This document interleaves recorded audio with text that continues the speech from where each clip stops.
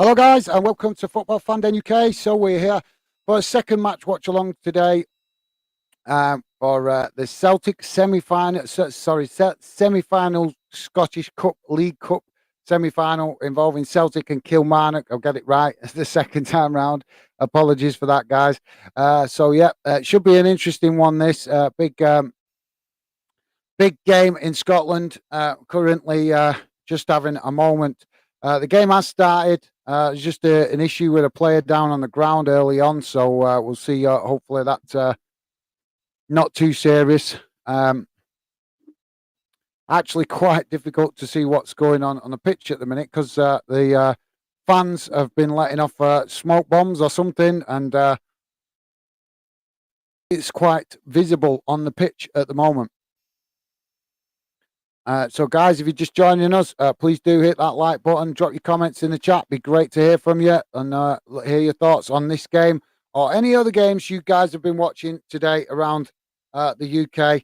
You're welcome to talk about in the chat and get your thoughts on some of the other results today if you have been watching any of the other games. Like I say, this one's just 2 minutes in at the minute, guys, and it's still 0-0. Kilmarnock on the edge of the Celtic box at the moment, and it's blocked off by Celtic, and it's gone out behind for a goal for a corner to Kilmarnock.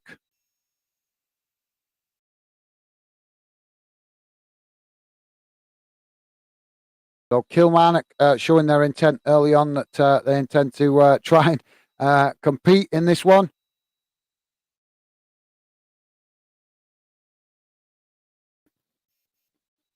Corner comes in towards the near post, and it's headed back out by a Kilmarnock player, and it's gone behind for a goal kick to Celtic.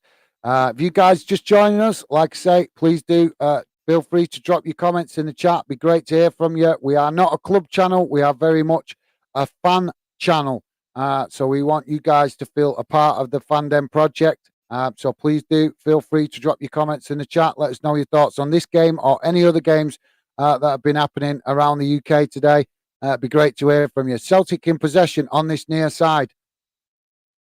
And it's just passing it amongst themselves at the minute on the halfway line. Kilmarnock with all their team in their own half at the moment.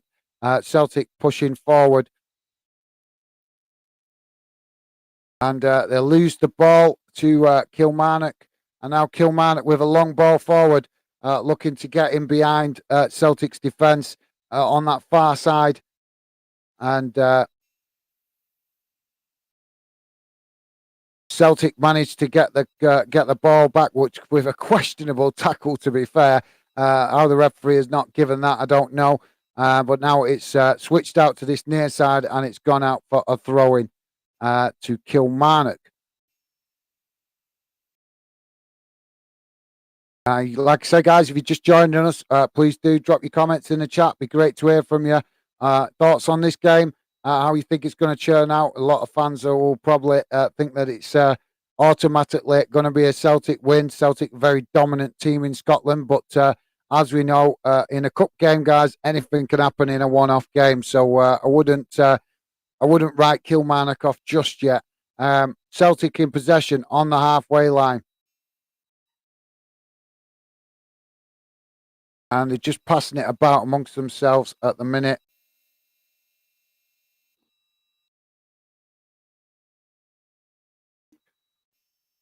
Five minutes in so far, guys. And the ball's ended up with the Kilmarnock goalkeeper. So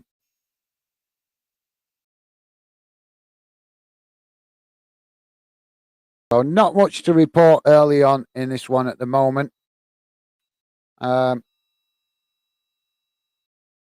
But Celtic now in possession. Oh, and a clumsy tackle for Cook from Kilmarnock, and the referee has given a free kick there. I'm not sure why he's given that one, and he didn't give away the earlier one that Kilmarnock had claims to. Amy McLeod. Apologies if I'm not pronouncing your name correctly, mate. Welcome to the show. Welcome to Fandom. Always great to see new fans coming getting involved. Hello Amy saying hello. How's it going, Amy? Always a pleasure to see new fans. Let us know if you've got a score prediction, mate. It'd be great to hear your thoughts or how you think the game is going to turn out. We just had a shot from Kilmarnock, saved by the goalkeeper, and it's gone out behind for a corner to Kilmarnock on that far side. But yep, absolutely. Thank you very much for coming, getting involved, Amy. Always a pleasure to see new fans on Fandom.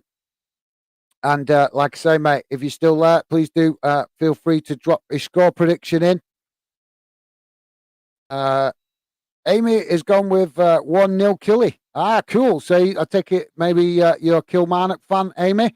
Let us know that if you could. It'd be great to always great to know you get to know you guys better in the chat and know what teams you're supporting.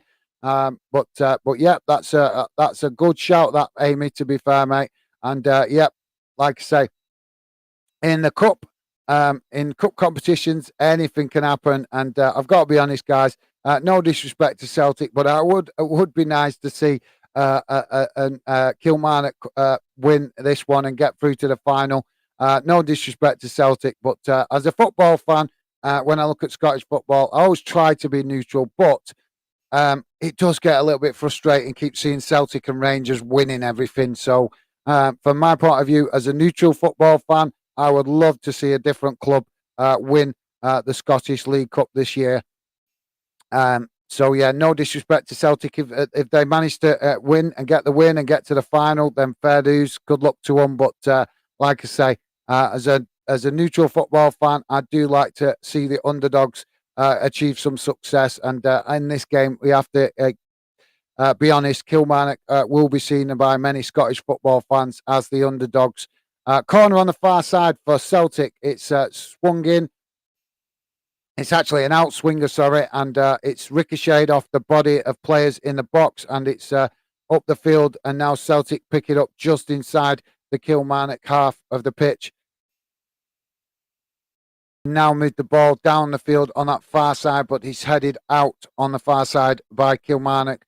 So it's a throw-in to Killy. But yeah, thanks for that, Amy. And yeah, I hope it'd be nice if you were right with that, mate. To be honest, it'd be absolutely even nicer if you were right with maybe if it was a 3-2 win or something to Kilmarnock. That'd be cool. Then we'd see some goals in this one. But I suppose if you're a Kilmarnock fan, you would be very much content with just a 1-0 win and get through to the final. So yeah, thanks for that, Amy. Appreciate you dropping your score prediction in. Let's hope that we get a few more before the game gets going. And like I say, be interesting to see if you are right. We've had a few fans be right in the last couple of weeks with score predictions. We had I can't remember. I think it was Billy last night got absolutely spot on with the 2-1 score prediction. For the game last night against Aston Villa Leeds. So let's hope Amy is correct with this one as well. Thanks for that, Amy. Stevie Allen, welcome. Hello, Amy. Nice one, Stevie. Appreciate that. Celtic in the box now with an effort on goal, but it's blocked by Kilmarnock and it's gone out behind for another corner to Celtic. This time on the near side of the pitch.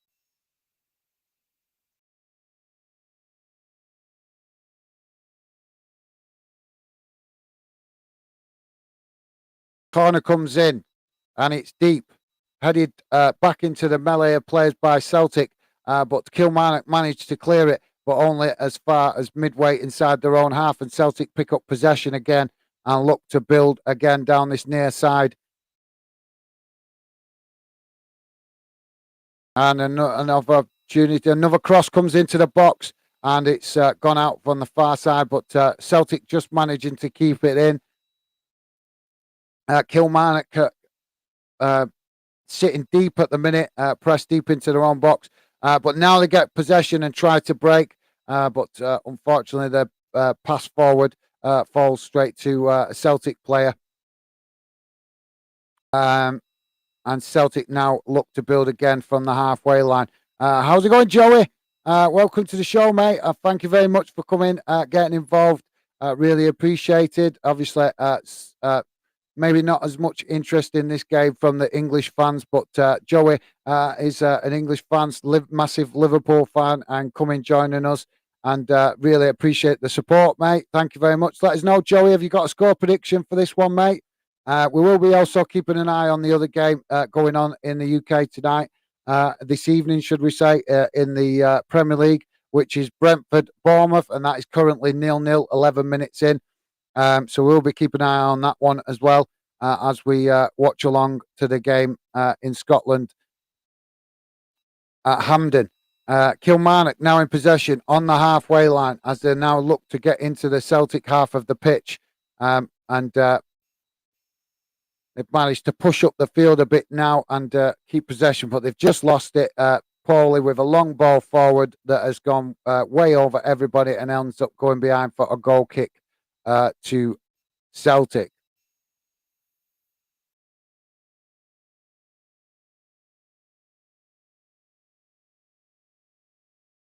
We're just coming up to 12 minutes gone, guys. Celtic in possession, midway inside the Kilmarnock half of the pitch, as they're just playing a few 1-2s between their own players. Obviously probing for weaknesses in Kilmarnock's defence. And an attempt there to get into the box for Celtic results in Kilmarnock picking up possession and clearing the ball, but only as far as the halfway line. And Celtic pick up possession and now come again down that far side with a cross into the box. And it's deflected away with a header.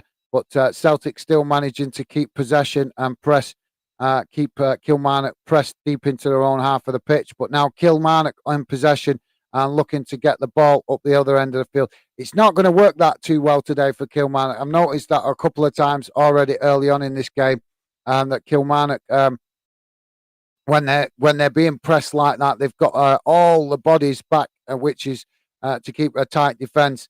But then when they get the possession, they're clearing it up the field, up to the halfway line, and they've only got one man forward that far up the pitch, and sometimes not even that. So I'm not sure if that tactic's going to work very well for Kilmarnock in this one. But it's good to see that they are well and truly up for this.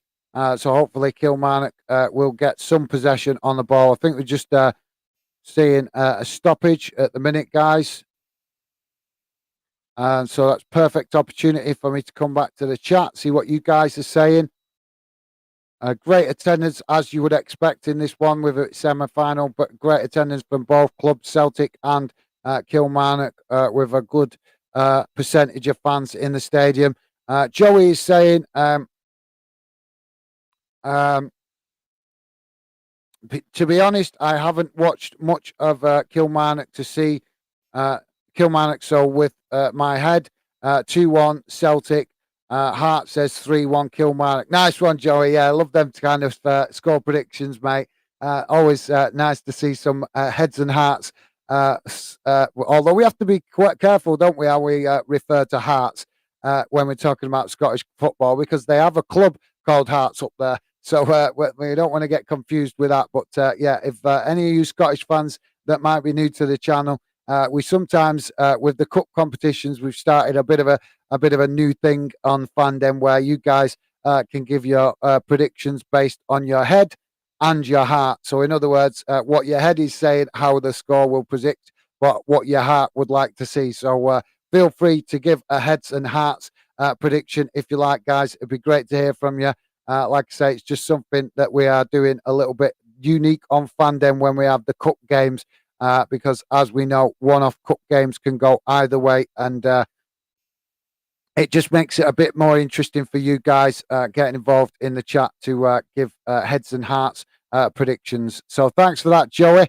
Got to go for the underdog. Absolutely, mate. Yep, I do agree with that. Nothing against Celtic. They're a fantastic club, very passionate fans. But for me, it's about time Celtic started producing some performances in Europe. I've watched a lot of Scottish football over the last couple of years, trying to get to know it better and understand it better. And for me, the biggest disappointment with Celtic and Rangers is the fact that they're so strong in Scotland, but they are. Well, I can't say about too much about Rangers because Rangers put in a fantastic performance last season in the UEFA Cup, getting to the final. But Celtic over the last few years have been massively disappointing in Europe. So for me, I know their fans are very passionate and want to see their club as one of the biggest clubs in the world. But for me, you can only make that kind of statement when you actually go and put it in the performances on the bigger stage. And for Celtic and Rangers, particularly in Scotland, they need to be putting in more performances in Europe and getting better results. But that's a debate for another day, innit, guys? Let's enjoy this one, and hopefully it turns out to be a cracker. But yeah, absolutely, Joey. I've got to be honest, mate. I do agree. Like I say, I have nothing against Celtic, but I've watched a lot of Scottish football over the last couple of years, and it would be nice to see an underdog team win the Scottish League Cup or any trophy in Scotland, to be honest, because a lot of the Scottish trophies are dominated by Rangers and Celtic. So, like I say, do agree with you there, mate. Be nice to see an underdog victory. Billy, random clips. How's it going, mate? Welcome to the show. Billy's saying, always good to see Liverpool lose. Made me a lot better. Right, fair enough, Billy. I'm trying to. Sorry, Bill, I've forgotten it. I'm trying to remember which club it is you support, Billy. So my apologies. It slipped my mind. We've had quite a lot of new fans showing up on the show and recently. So I've had a few and talking to people on social media. So if you could, Billy, just quickly remind me which club that it is you support. I know you have told me, mate. It's just like I say, it's been so hectic the last few days that I've kind of it's just slipped my mind. I think we got a goal for Celtic, guys, early on. Sorry about that. Just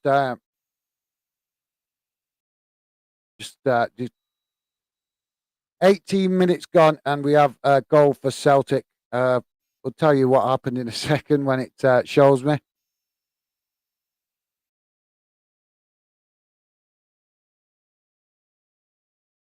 Ah, that's it, Chelsea. Yeah, I thought it was. I just didn't want to say Chelsea, and you go no.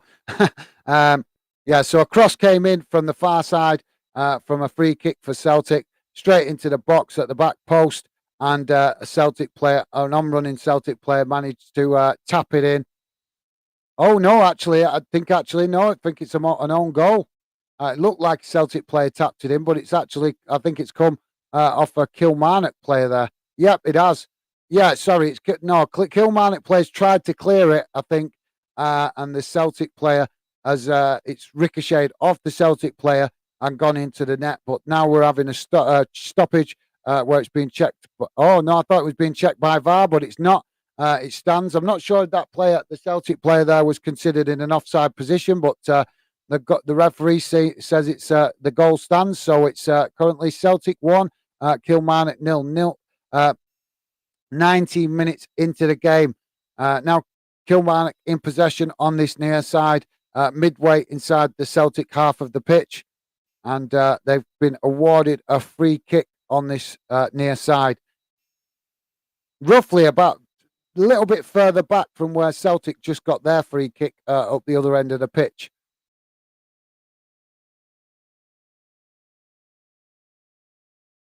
So Kilmarnock with the free kick crossed into the box, and a Kilmarnock player managing to head it on, but it's saved by the goalkeeper, Joe Hart. I'm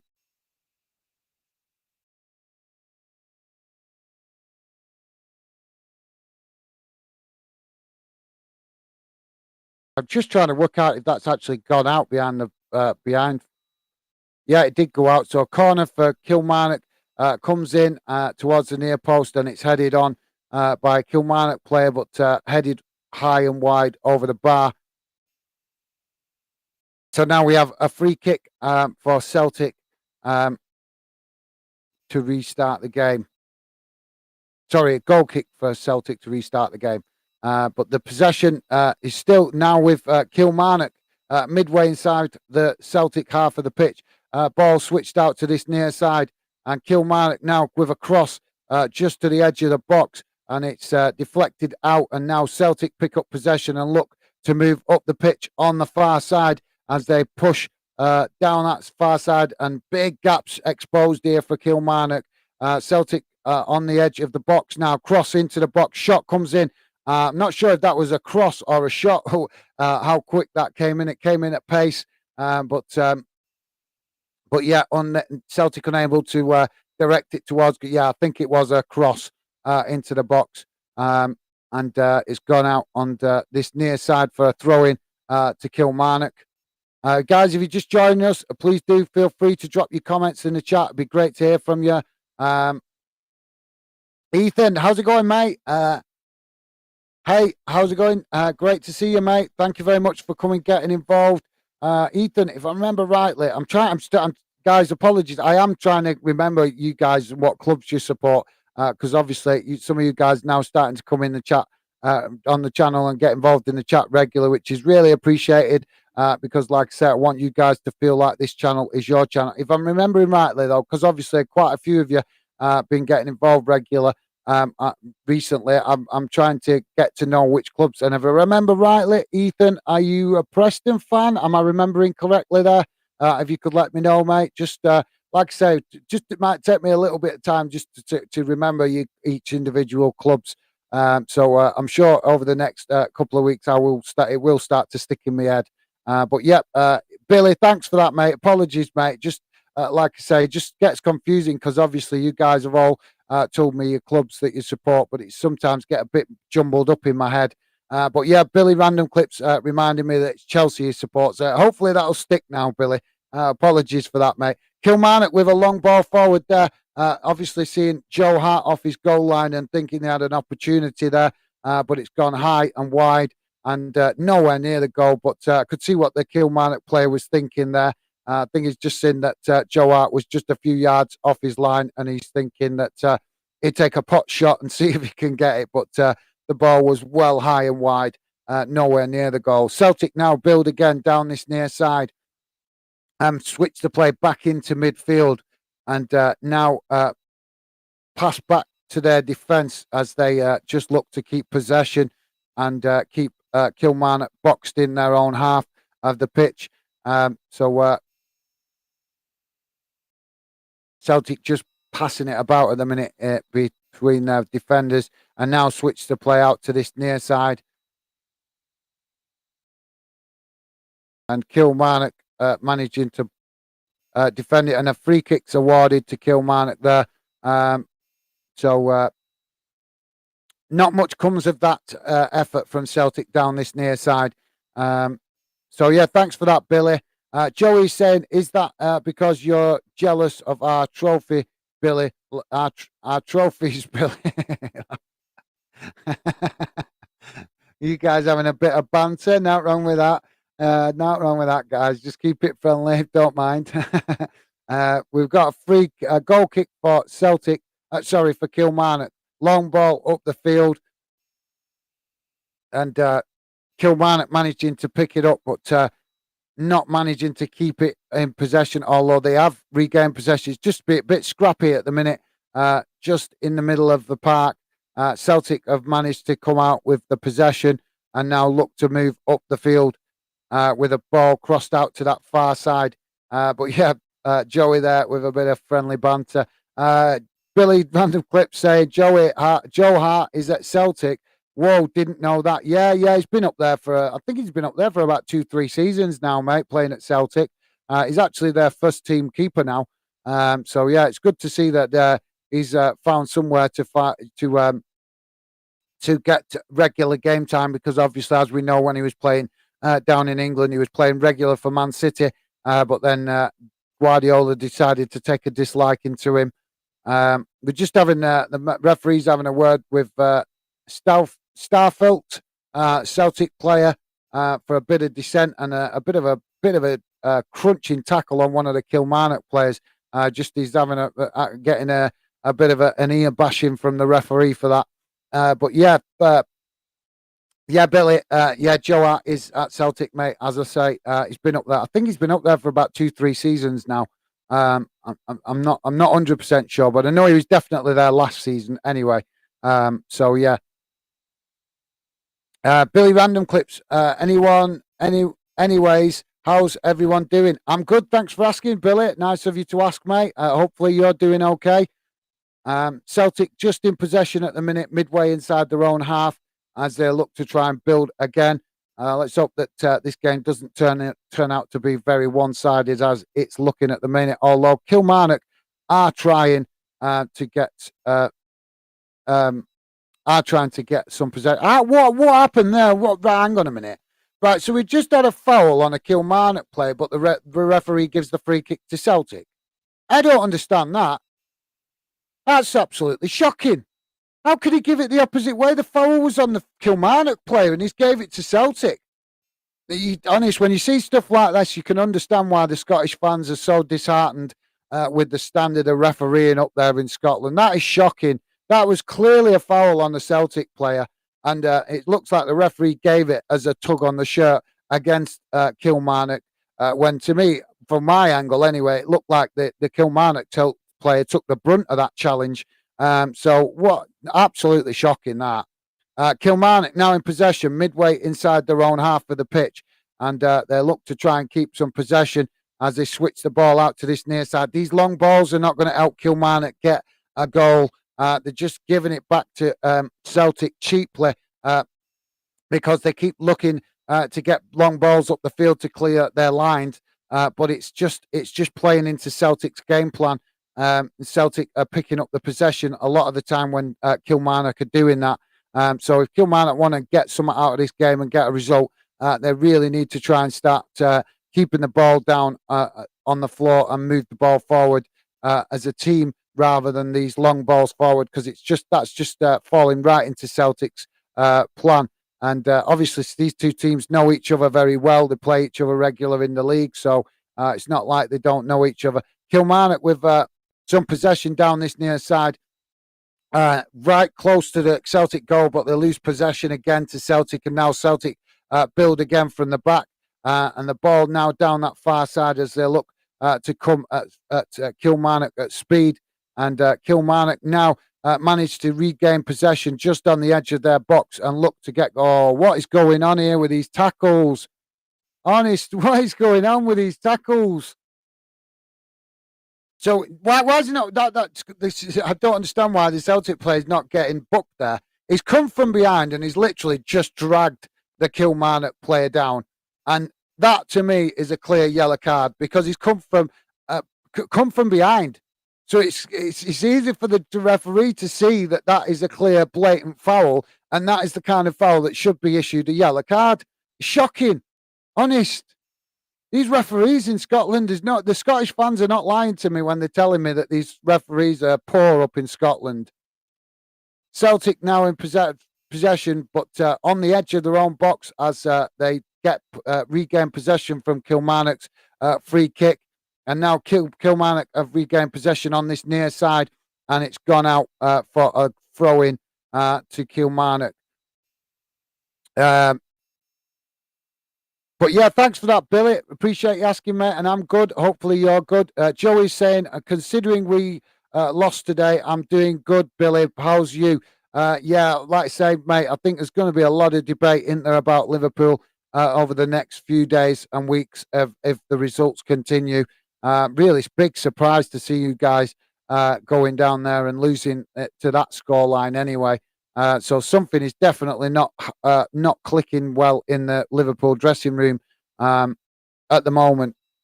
We're just coming up to 30 minutes, guys. Still Celtic 1, Kilmarnock 1. Kilmarnock nil. In the other game that's going on at the same time in the Premier League, it's still 0-0 between Brentford and Bournemouth. So nothing to report there. But yeah, like I say, Joey, keep your head up, mate. Like I say, sometimes we just have to remind ourselves that it's a game, so that it doesn't get us too upset. I know I had to keep doing that quite a lot when Bolton were in administration because I was getting so angry with our previous owner, and I had to. Luckily, my missus kept reminding me, remember, it's just a game. It's something you love, but it's just a game. And sometimes when it's not going our way and we can't explain it, we have to do that to make sure we don't go nuts. Celtic with an opportunity there, but it's high and wide. shot coming in from the far side of the pitch.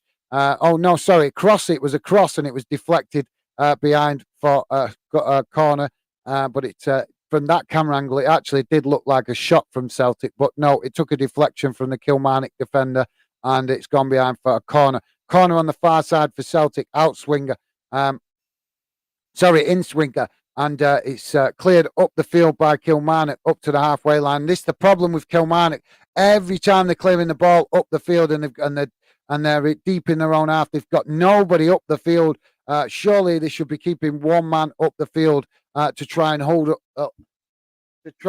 the possession when they do get the ball clear. It's a bit of a waste of their possession when they don't get the ball up the field like that. When they get the ball up the field like that, and there's no Kilmarnock player to even challenge the Celtic defenders. Hopefully we see that Kilmarnock address that as the game progresses. Because I've seen them do it now a number of times, but it's not working. So they need to change their tactics there. Now Kilmarnock on the possession, in possession on this near side. Cross comes in to the Celtic box from Kilmarnock, but it's cleared by Celtic to the opposite side of the pitch, and it goes out for a throw-in to Kilmarnock. Billy, random clips. Great, thanks, obviously. Thanks, Billy. Great to know you're doing well, mate. Billy's also saying, I'm not particularly jealous. You can understand, Billy, if you're coming in trying to wind up Joey with the Liverpool banter, he's gonna give you some back, mate. So I'm sure you can understand that. But yeah, no worries. Like I said, to be fair, both Chelsea and Liverpool have got a decent trophy cabinet. To be fair, so yeah. Obviously, I know that the Liverpool's trophy cabinet is a bit more superior with the European wins and what have you. But Celtic have, not Celtic. Chelsea have won the European Cup a couple of times. So I'm not sure exactly what your European total is, but I know that you guys must be slowly catching up a little bit with the titles for either the European Cup or the league. So yeah, like I say, Billy, let us know what's the total European Cups won by Chelsea. Ball is out on that far side for a throw-in to Celtic. And Celtic take it quickly into the Kilmarnock box. And Kilmarnock managed to clear it up the field. And this time they've actually got a man up the field. But the ball has ended up with the Celtic players. The Celtic defenders, and now they just managed to keep possession. But Kilmarnock trying to get men up the field when they can, but they're being compressed by Celtic's consistent possession at the moment. But yeah, nice one, Billy. Joey's saying, I always kind of liked Joe Hart as a keeper. Yeah, mate, I did. I'll be honest, I did. I was absolutely. That's kind of one of the things. I'm sure I've mentioned it. Sorry, guys. I'm sure I've mentioned it before on the channel that one of the reasons that I'm not a big fan of Pep Guardiola is because of the way he treated Joe Hart when he came to City. I get that a manager wants to come in and bring in their own players and all that kind of stuff. I totally get that. But the way he singled out Joe Hart so quickly, so early in his managerial career at Man City, I thought was shocking. Really shocking from such a high-profile manager. Like I say, I agree, Joey. I've always liked Joe Hart. I think he works hard. Yes, he's got the odd mistake in him, but come on, most goalkeepers got the odd mistake in them. But I'll never forget the best game I ever saw for Joe Hart, I think, was for City against Barcelona at Barcelona. And Joe Hart's performance that night was unbelievable. You could see the frustration in the Barcelona players. They just could not get past him. I don't know whether you guys remember that game. It was a good few years back now, but that has got to be one of Joe Hart's most best games of his career. I remember that everything that Barcelona were chucking at him He was saving it. He was knocking it wide. He just kept them at bay. It was like Barcelona versus Joe Hart. And I'll never forget that game. It was a very, very memorable game, and a game that was probably Joe Hart's best game of his career. So, like I said, I'd love to know if you guys remember that one. We've got a stoppage at the minute, guys, for an injury or a knock to one of the Kilmarnock players inside their own technical area. Sorry, their own box. And also, we've also got a Kilmarnock player changing his boots on the touchline as well. Hopefully, the player down injury is not too serious. I think it's something to do with his calf, but hopefully that's not too much of a serious injury. We'll bring more in a minute, guys. But like I say, we just got a stoppage for that injury at the minute. But yeah, absolutely, Joey. I agree. I think Joe Hart has been underrated for quite some time, to be honest. And it's good to see that he's doing well up there in Scotland. Joey also saying, yeah, mate, I think Everton are in a worse position than us.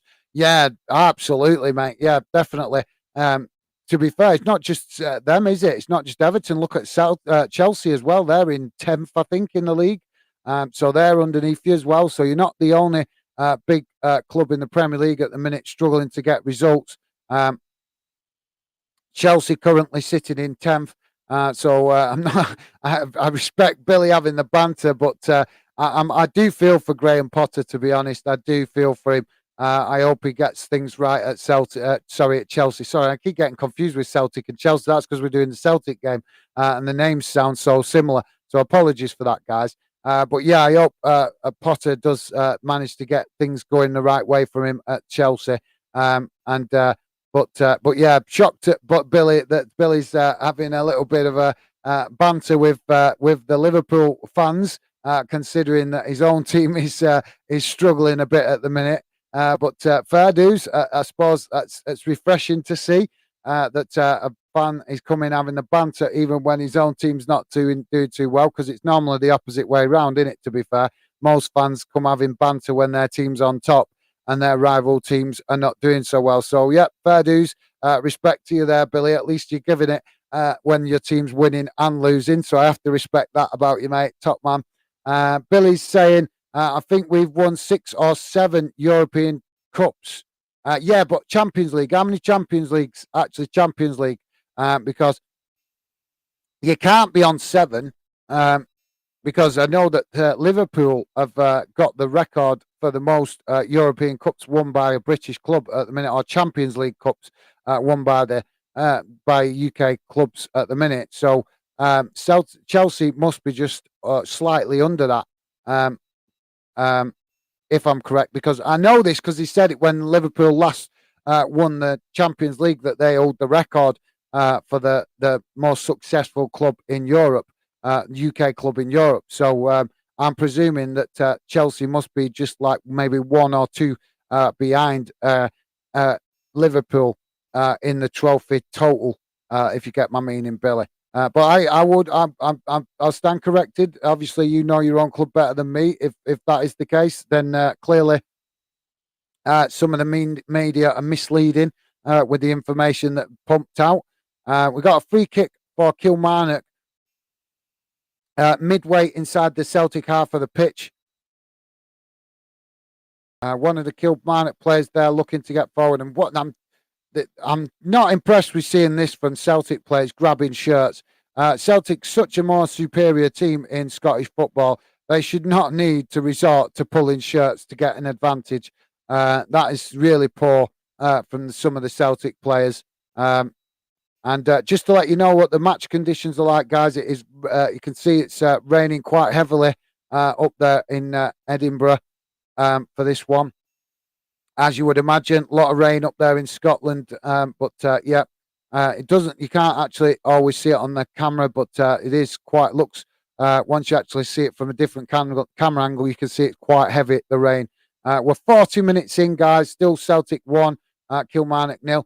Kilmarnock in possession on the far side with a cross into the box, but it's headed clear by Celtic. And now Celtic pick up possession on the halfway line. And Kilmarnock now rushing to get men back behind the ball. But Celtic not rushing to move into the Kilmarnock half surprisingly.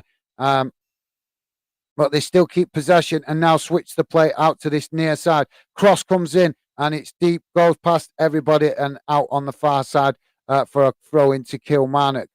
Guys, if you're just joining us, please do feel free to drop your comments in. Hit that like button. It'd be great to hear from you, hear your thoughts on this game or any other games that you guys have been watching today. But like I say, we're not a club channel. We're very much a fan channel. So you guys are welcome to come in and get involved and let us know your thoughts in the chat about any of the games you guys might have been watching today. Throwing is taken, and now Kilmarnock pick up possession in midway inside their own half under pressure from Celtic. And we just got a stoppage for a bit of a coming together of players, and the referee has given a free kick. What is that all about? I'm not impressed with what I'm seeing from some of these Celtic players with some of these tackles. This is not Rangers they're playing. If this was Rangers, I could understand it. But this is Kilmarnock, a team that doesn't normally get anywhere near competing with Celtic. So it's really poor to see some of Celtic's players putting in these grabbing shirts and just unnecessary tackles. I've seen it a couple of times already in this first half, and I don't like to see that from a team that's supposed to be more talent. That's supposed to have more talent and be so much superior. Surely your talent and superiority should shine through. You shouldn't need to be resorting to pulling shirts and leaving feet in tackles to trip players up. It's really poor. That really poor. Maybe that's kind of gives a kind of a clue why Celtic struggle to perform these days in Europe. Who knows? Maybe Celtic fans would agree. Maybe they're not. But that's my thoughts on it. I don't like to see any superior teams doing stuff like that to get an advantage against weaker opposition. So, yeah, that's my thoughts on it anyway. But thanks for that, Billy. I'll actually check that out later because I think I would like to know that. Billy's saying actually 8-2 Conference League. Actually 8. 2 Conference League, 2 Europa League, 2 Champions League. All right, cool. Thanks for that, Billy. Appreciate your claim. I thought you'd won the Champions League 3 times, actually. I thought you won it 3 times, mate. I'm sure you've won it 3 times. You won it. You've won it recently. I know you won it. Didn't you win it? When was it? Was it 3 seasons ago? I know you have won it within the last 2-3 seasons. You won it, and then didn't you have it? Hadn't you won it twice before that? I'd always thought Chelsea had won the Champions League about 3 or 4 times. So I might be wrong.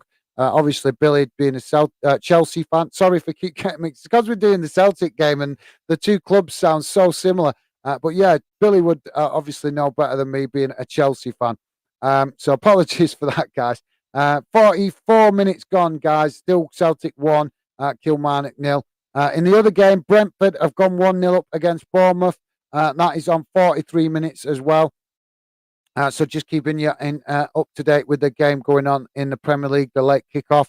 Celtic still in possession on this near side as they bring the ball back inside on the halfway line.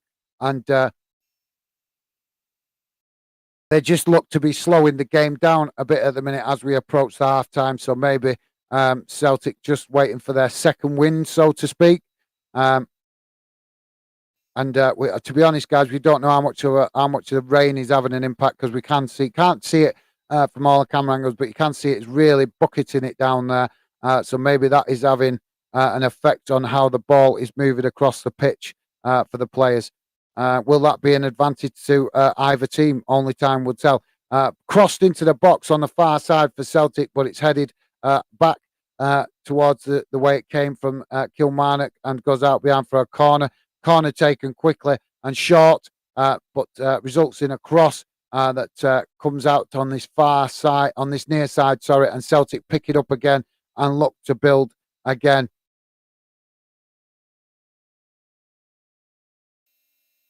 Celtic still in possession midway inside the Kilmarnock half of the pitch. 3 minutes added on time, guys. So 3 minutes added on to the end of this first half.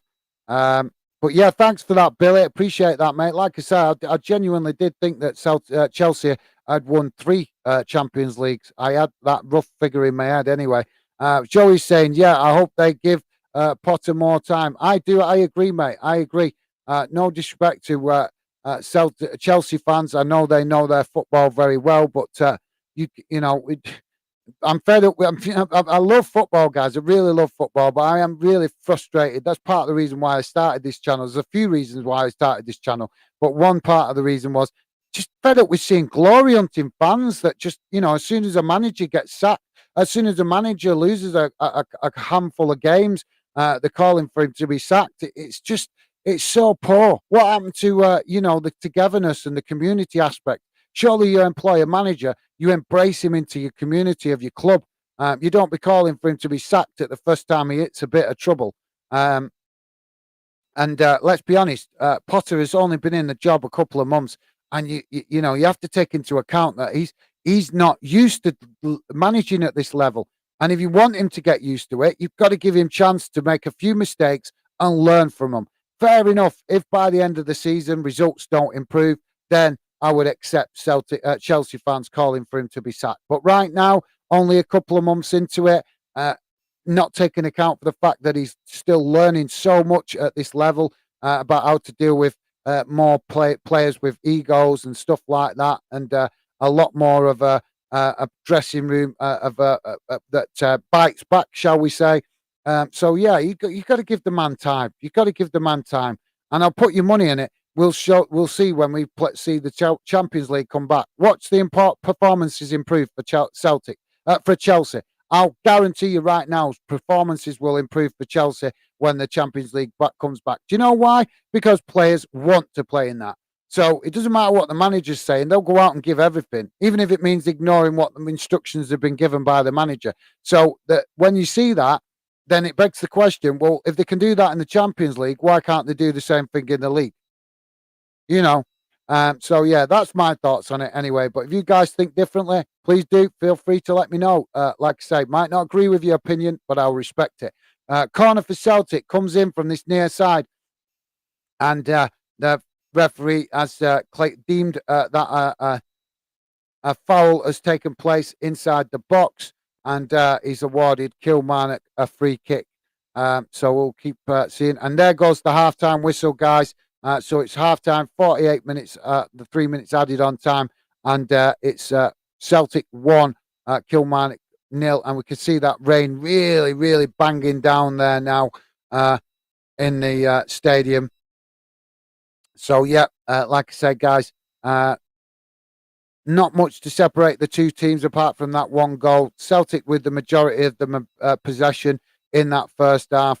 Kilmarnock were trying to get forward on the occasions that they could. I think the biggest mistake, I would say, from Kilmarnock's point of view was I'm going to give criticism to both teams, guys, because I think it's only fair.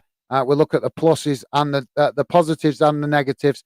The negatives for both teams, the one for Kilmarnock, from my point of view, is the fact that they keep using a long ball up the field to clear their lines, and a lot of the time they've not had a man up there to get on the end of them balls being cleared, and it's meant that Celtic just pick up possession easily and put Kilmarnock straight back under immediate pressure again.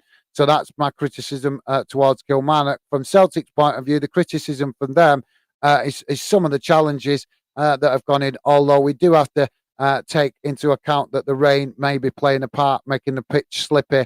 But I just expect so much better from a team as like Celtic that let's be honest, they're one of the biggest and best clubs up there in Scotland. So when it's the same in England, I expect the same in England. The bigger, stronger clubs with the more talented players, I expect them to show more professionalism and not resort to really nasty tackles and pulling of shirts and things like that against weaker opposition. So there's the criticism for both teams. The positives, Kilmarnock managing to keep the scoreline low. They've kept bodies in the box, kept Celtic at bay. So the positives for them is that they've managed to do that, although they haven't managed to have as much possession as they like up the other end of the field, but they have at times managed to do that and get up the other end of the field. So it means it's not been completely one-sided. Celtic have played really well, keeping possession for long periods, as you would expect. And they've done really well putting pressure on the on the Kilmarnock goal. But just only one goal to show for it so far. So there you go, guys. Hopefully that gives you a quick overview of the pluses and negatives from the game in the first half. Billy's saying, bantering rivals when my team is in a tough situation always makes me feel better. Yeah, fair enough. I can't knock you for that, Billy. I'm just giving you respect, mate, because a lot, as you know, as I'm sure you know, a lot of fans like to give the banter when their team is winning. So I'm just giving you the respect that you're doing it when your team's also having a tough time of it as well. So I respect that. It's good to see because, like I say, a lot of fans do it just when they're winning, and then when their team's losing, they disappear and go quiet, don't they? They just, go and hide away in a corner somewhere. So respect to you, mate, for still fronting it out and being prepared to give and take it when your team is not at their best. So that's all I was pointing it out. So thanks for that, Billy. Joey is saying, nothing wrong with banter. Absolutely. I've no problem with it, mate. No problem with it at all. I want you guys to enjoy a bit of conversation and a bit of friendly banter. No problem with that at all, mate. So, yeah, thanks for that, guys. Billy saying, actually, that's 6 European Cups. My mistake. Right, fair enough. Like I say, I'm going to look it up, I think, later and check exactly what the stats are on all the UK clubs for European trophies, to be honest. Because as you can know, guys, I do enjoy European competition. I love it because that's when UK clubs get to put rivalries and stuff like that to one side and go into the continent and flex their muscles and let Europe know just how strong our football is in the UK. So yeah, I love European football. Absolutely love it. Billy is saying, yeah, sorry, I read that comment, didn't I? Thanks for that, Billy. Like I said, I will look into it later. So you got me curious now about exactly who it is and what the league table, if you like, of cups won in Europe by UK clubs. I know there is few clubs that have won it. Obviously, clubs that you might not have thought of. The likes of Nottingham Forest, Celtic have also had success in Europe in years gone by. So there is quite a few clubs that have had success. I think one of the only ones that hasn't had much success in Europe is Manchester City, innit? How ironic is that? Billy is saying, nah, we've won it twice, 2021 and 2013, I think. Yeah, no worries, mate. Like I said, I don't know why. I just had it in my head that you guys have won it 3 times because I know, didn't you win it with Mourinho in charge? Or am I remembering the UEFA Cup? I might be getting confused with the UEFA Cup. So my bad there, mate. But I don't know. I just had it in my head that you guys had won it 3 times, the Champions League. So yeah, my apologies there, Billy. Guys, just to let you know what's going on in the other game, and that's kicked off at 5:30 in the Premier League. It's still Brentford 1, Bournemouth 0. So not much change in that, and it is a half-time scoreline. So plenty of football being played today. Loads of games and some interesting results as well. If you guys just join us, please do hit that like button and drop your comments in the chat. Be great to hear from you. All fans, welcome to come and get involved in Fan Den. And guys, while we're having a break, while we're having a halftime break, like I said, would love to know your thoughts on Everton. What is your thoughts on Everton? A lot of talk about Everton at the minute with the fact that they're now sitting bottom in the second bottom from the bottom of the Premier League. So I'd love to know your thoughts on that, guys. What do you think of Everton? Do you think it's the team that's not performing? Do you think it's because of Frank Lampard? Or do you think that the ownership problems creating off the field issues that are beyond Lampard's control, because there is a lot of disharmony at that club. I know we haven't got any Everton fans in the show at the moment, but just as football fans, I'd love to know your thoughts on that, guys. So I'm just, oh,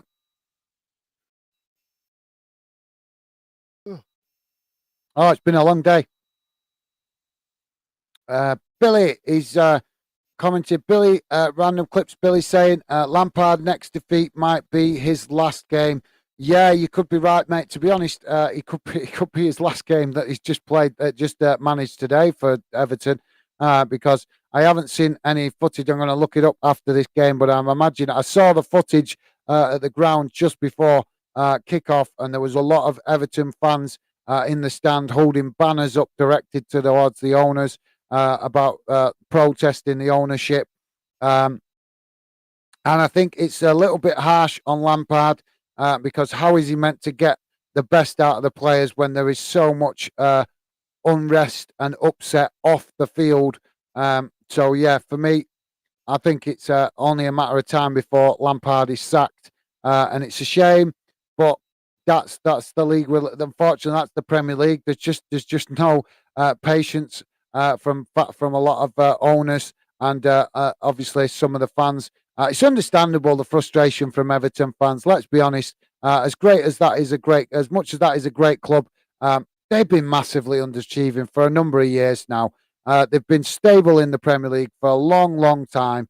They should have pushed on and achieved a little bit more, had some kind of success, even if it's only winning the League Cup or something like that. They should have achieved some kind of trophy success in the time that they've been in the Premier League. But year after year, we keep seeing them just stabilising themselves in the Premier League. So it's not really a surprise to see them now potentially a relegation team when they've been, just settling. I mean, for me as an Everton fan, in the long period they've been in Premier League and not winning, I'd have been protesting that. Why we're not seeing the team improve, why we're not seeing the team push into the European places. And when they have got into the European spots, they've given a really poor account of themselves in the qualifying rounds.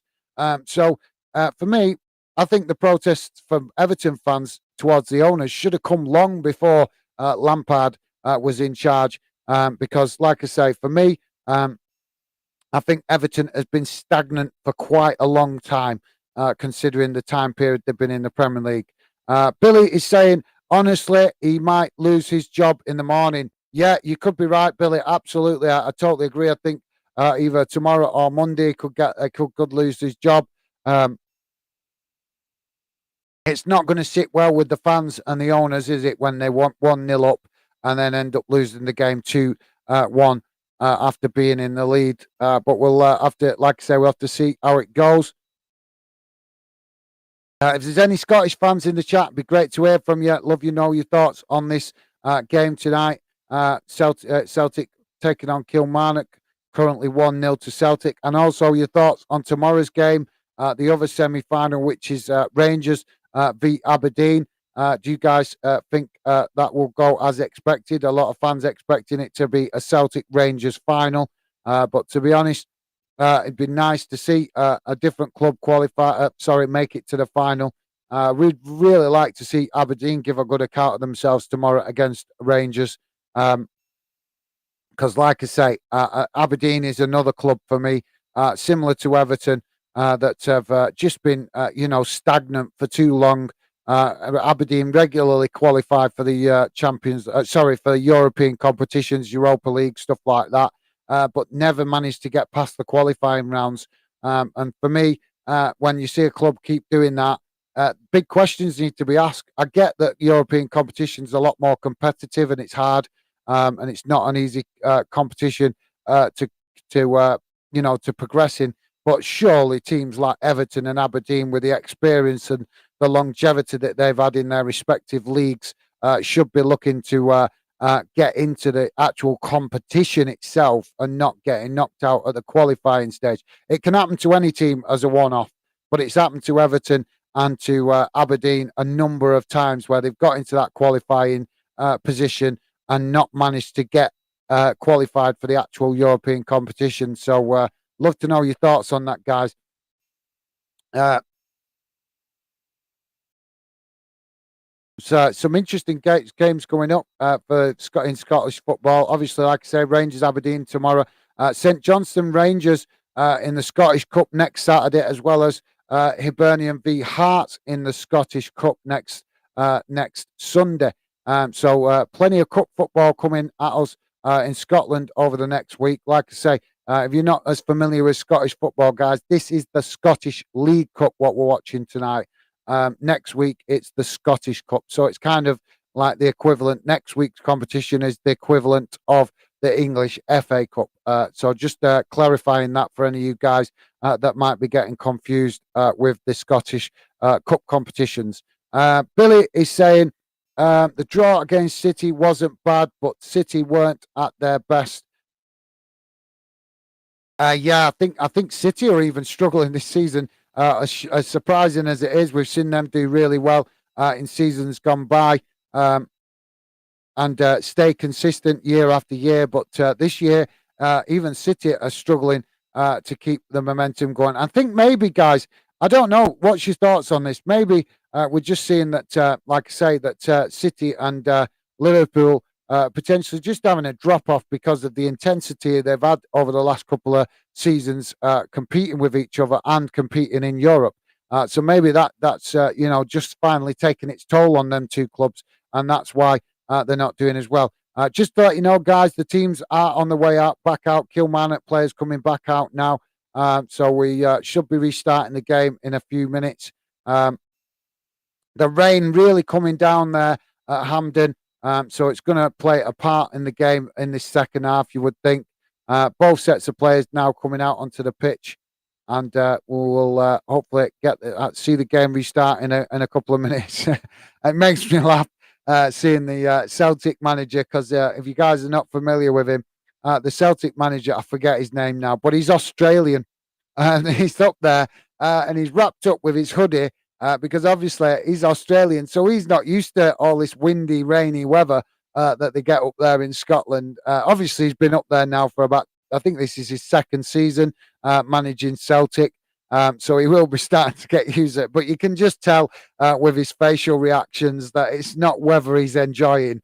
It's completely different to the weather he'll be used to back in Oz, where it's sunshine and beaches most of the time, innit? So yeah, I always find that quite amusing when I see him stood on the touchline for Celtic. That he never looks happy when it's raining. Like I say, he's probably seen more like rain while he's been in the 18 months or so he's been managing up in Scotland than he's seen in his whole lifetime in Australia. Maybe. What do you reckon, guys? Do you reckon maybe there's something in that? The second half has restarted. Celtic in possession, but now they've lost it to Kilmarnock, and it's just a bit scrappy at the minute. And the referee has given a free kick to Kilmarnock.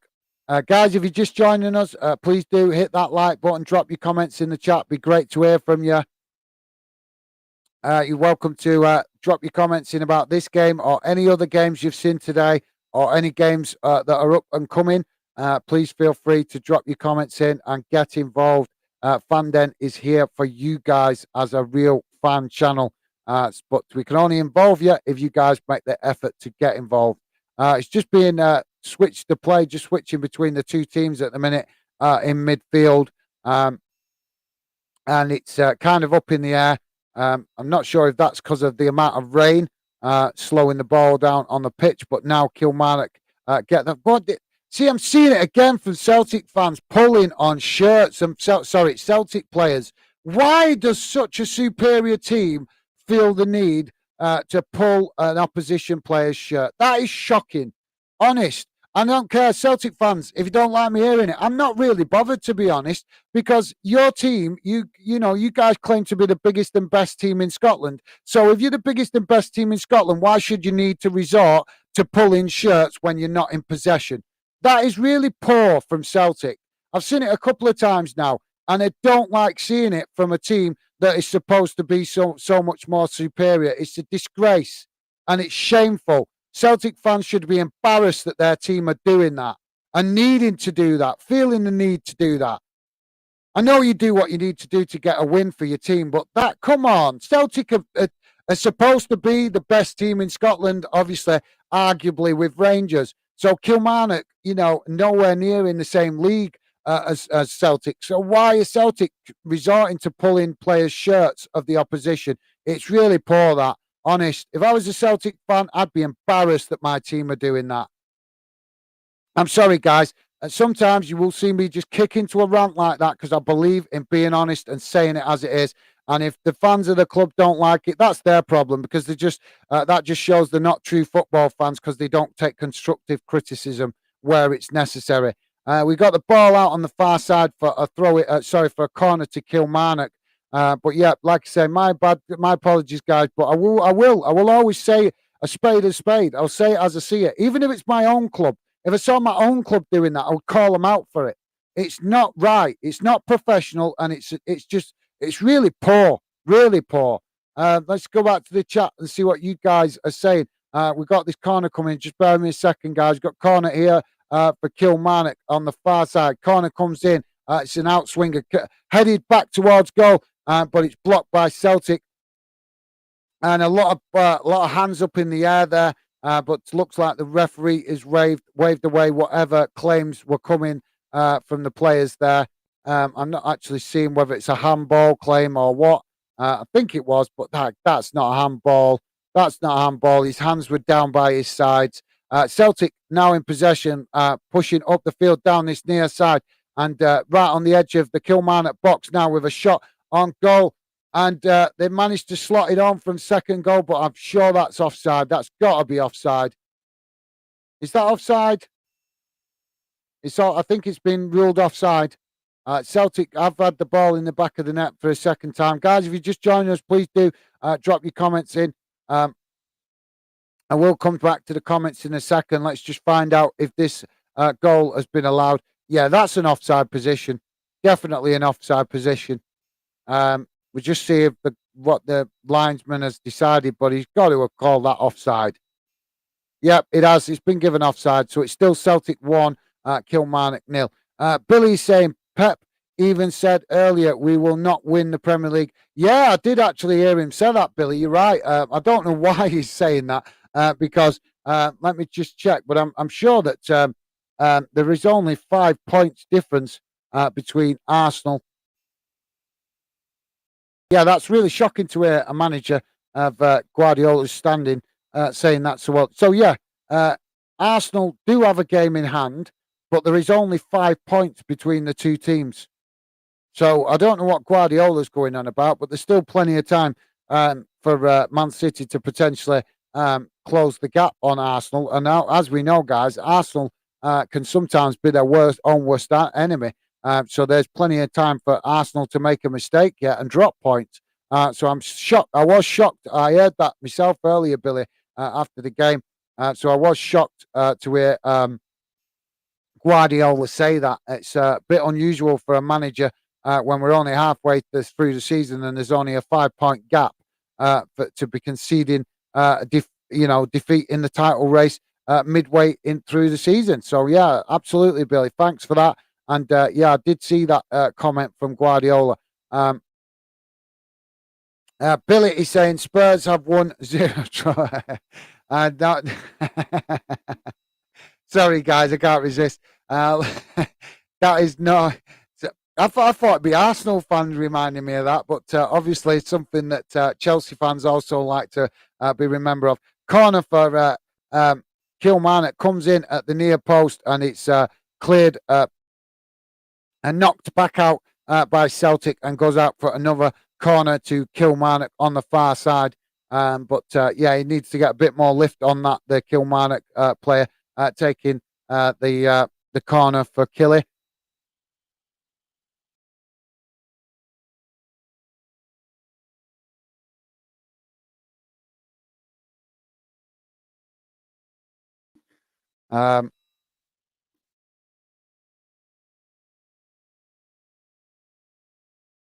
Yeah, sorry guys, just losing my train of thought there. Um, I'm just trying to work out what the referee has decided here. There's something gone on. We got a free kick, but I didn't actually see how it came about. Sorry, I just told you guys you take your eye off the ball for a second, so to speak, and you miss the key moments, and it can be so annoying. There can be large spells of a game where nothing happens. You just glance away to the other screen for a second, and then you look back, and before you know it, something's happened. You're like, oh come on. It can be really irritating. So we've got a free kick here for Kilmarnock in a very dangerous position, actually, just on the edge of the box of Celtic's box. Can Kilmarnock make anything of this? And the free kick taken and hits the wall and ricochets back out. But Kilmarnock managing to keep possession and now across into the box from the far side of the pitch where the ball ended up. And Kilmarnock still managing to keep possession, but now they've lost it to Kilmarnock with a bit of a crunching tackle there. But I suppose you can't complain when they've had a few of them themselves. But now Celtic relieved the pressure on themselves with that crunching tackle from the Killy player, and now with a free kick to Celtic on this near side of the pitch, almost level with the goal box of Kilmarnock. But Kilmarnock really scrapping. Maybe this weather is working in Kilmarnock's favour because they're making life a lot more difficult for Celtic in this second half. We'll have to see how that plays out. But yeah, maybe the weather, the downpour of rain is playing a factor to help Kilmarnock make it a bit more evenly competitive. Celtic currently in possession midway inside the Kilmarnock half. Midway inside their own half of the pitch as they look to push up the pitch down this near side. And now the ball is out on this near side as the Celtic trying to get an angle to get across into the box, but coming under pressure from Kilmarnock defenders. Like I say, definitely Kilmarnock come out with a bit more venom in their defensive play this second half. Like I say, it could be that, or it could be that the weather's playing a part because it's really bucketing it down there up at Hampden. Celtic now switch the play out to the far side, but still managing to keep possession, even though under serious pressure from Kilmarnock defending.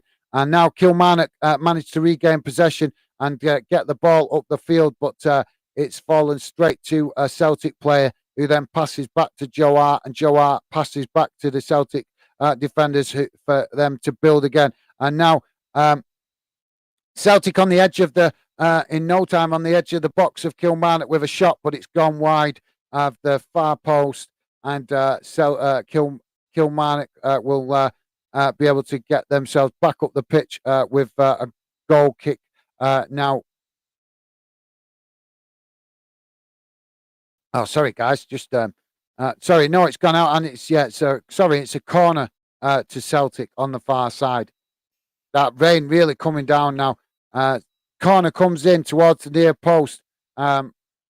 Nobody really gets hold of it, but ricochets out, and now Celtic managed to get in possession as they look to pass the ball out to the far side. The ball ricochets off the referee, and now the referee has stopped the play. I don't know why they keep doing that, guys. I don't know what you guys. I've always been in the impression that the referee, and it used to be like this, referee is classed as part of the pitch. So if it ricochets off the referee, you have to deal with it. That was what I was always led to believe when I was younger. If it ricochets off the referee, it's part of the game. So I don't understand why all of a sudden recently we've been seeing that happen a couple of times and the referee's stopping the game. Celtic now back in possession as they move the ball out to this near side and come back inside to midfield on the edge of the Kilmarnock box. But Kilmarnock defending in numbers and making life really difficult for Celtic when they're on the edge of the Kilmarnock box. And Kilmarnock closing the spaces well so far in this second half. Cleared up the field by Kilmarnock and goes out on the far side for a throw into Celtic. So that's a perfect opportunity to come back to the chat, guys. Billy, obviously, with a bit of banter towards Spurs. Yeah, as I was saying, mate, I always thought it was Arsenal that considered Spurs their main rivals and enjoyed winding up the Spurs fans. So interesting to see Chelsea fans, you like yourself, also having a bit of banter winding up the Spurs fans. Joey's saying, I'm back, was just eating tea. No worries, Joey. I'm looking forward to something to eat myself after this. But yeah, thank you very much, Joey. Hopefully you had something nice. And thank you very much for getting back involved, mate. Appreciated. Billy is saying, Harry Kane hasn't won a trophy in his career. So I think a move to a club who can win things will suit him. Yeah, I agree, mate. I think he should have moved this summer. This summer just gone. I think he should have looked to have moved.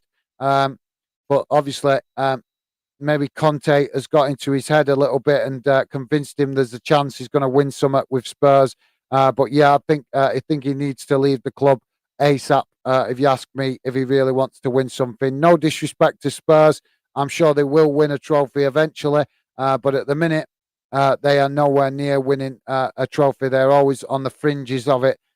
So yeah, if Harry Kane wants to win something before he retires, I would agree he needs to move clubs, mate. Yep. So I can't argue with that one. That's a fair point. As disappointing as it is, I do like players showing absolute loyalty to clubs. So if he stays there, I will always respect him for that. But I agree, if he wants to win trophies, he does need to consider moving on.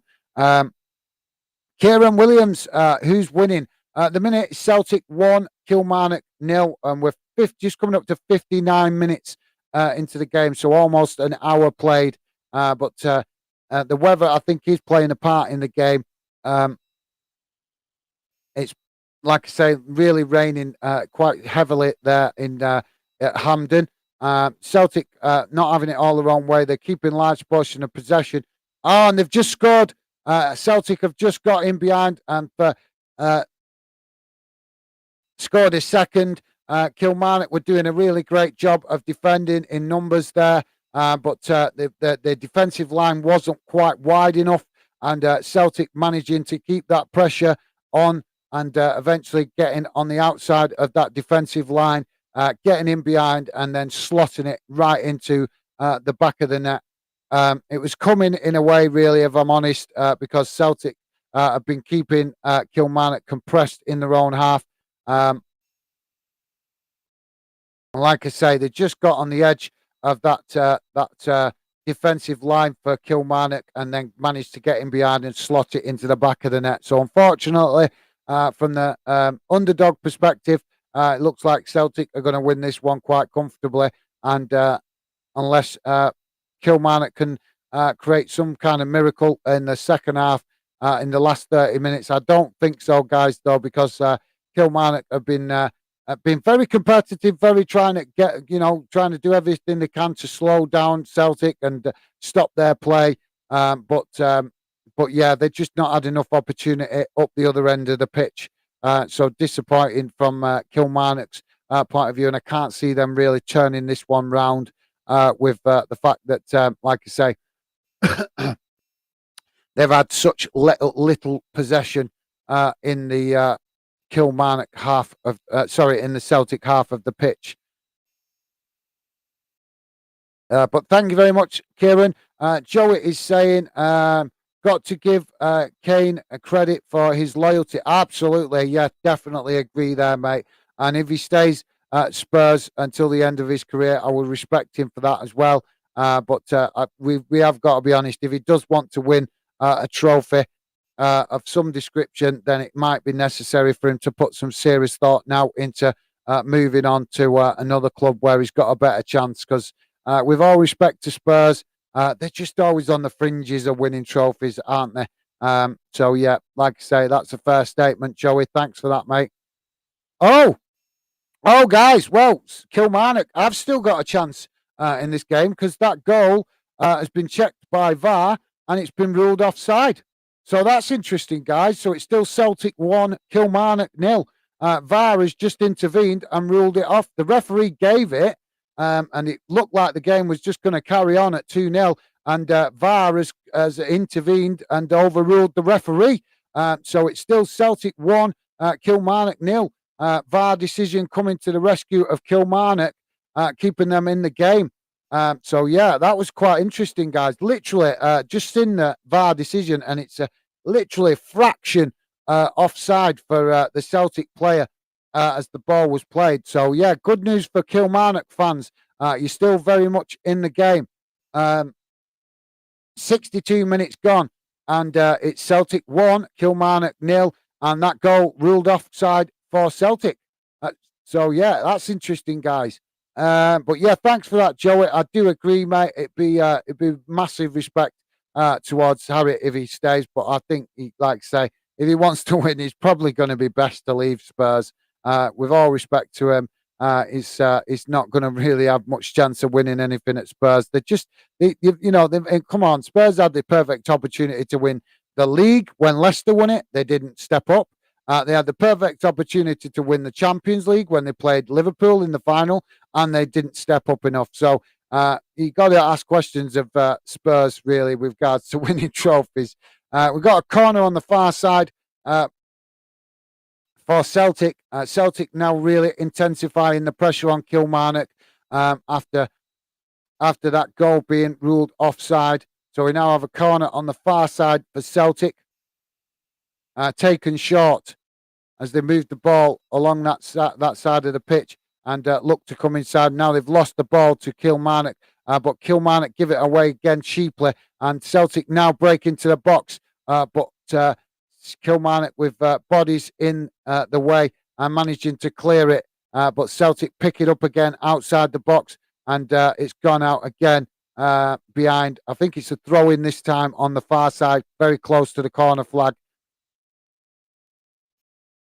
But Joey's saying Celtic is winning. Kieran, yeah, thanks for that, Joey. Sorry, Kieran, apologies for not getting to your comment there quick enough. Kieran Williams also saying, okay, thanks for the update. No worries. Apologies for that, mate. Thanks, Kieran. Billy, random clips is saying yes, but he needs a trophy. But Spurs, yeah, he ain't getting nothing. Like I say, I can't argue with that, mate. Spurs are massively disappointing when it comes to trophies. And shot comes in from Celtic from about 25 yards out, but it's plenty of pace on the ball, but it's gone high and wide and doesn't really trouble the goalkeeper. But yeah, absolutely. Billy, it is obviously I've tried to look at things as much as possible neutrally. I do feel a little bit for the Spurs fans. It must be very frustrating to see your team keep getting in amongst the teams that compete for trophies, but not quite managing to do it yourselves. So I do sympathise a little bit for Spurs, although not too much, because Spurs is not a club that I'm a big fan of. Simply because of their history with Bolton, which is my club. So I'm not got too much sympathy for Spurs fans. A little bit, only a little bit, but not too much.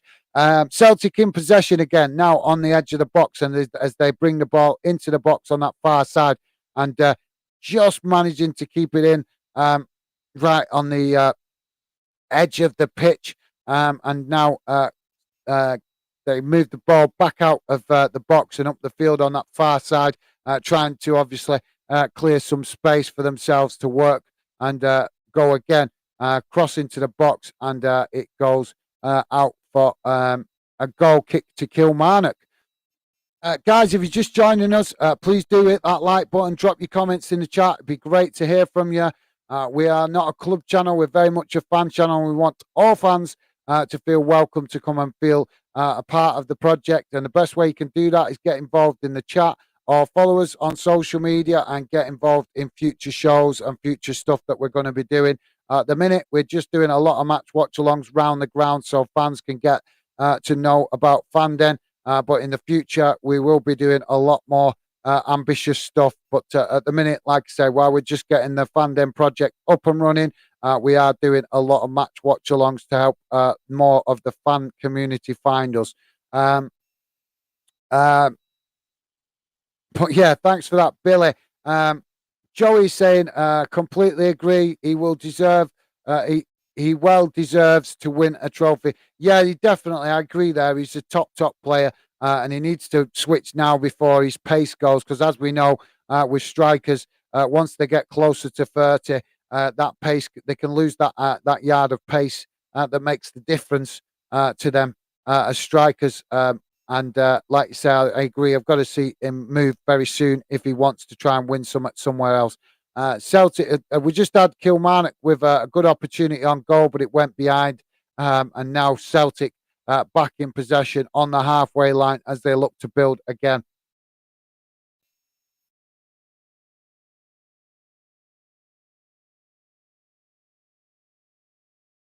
Celtic in possession on this near side. Let's just quickly look how the other game is going on in the Premier League. In the Premier League, guys, still Brentford 1, Bournemouth 0. 66 minutes gone in that one.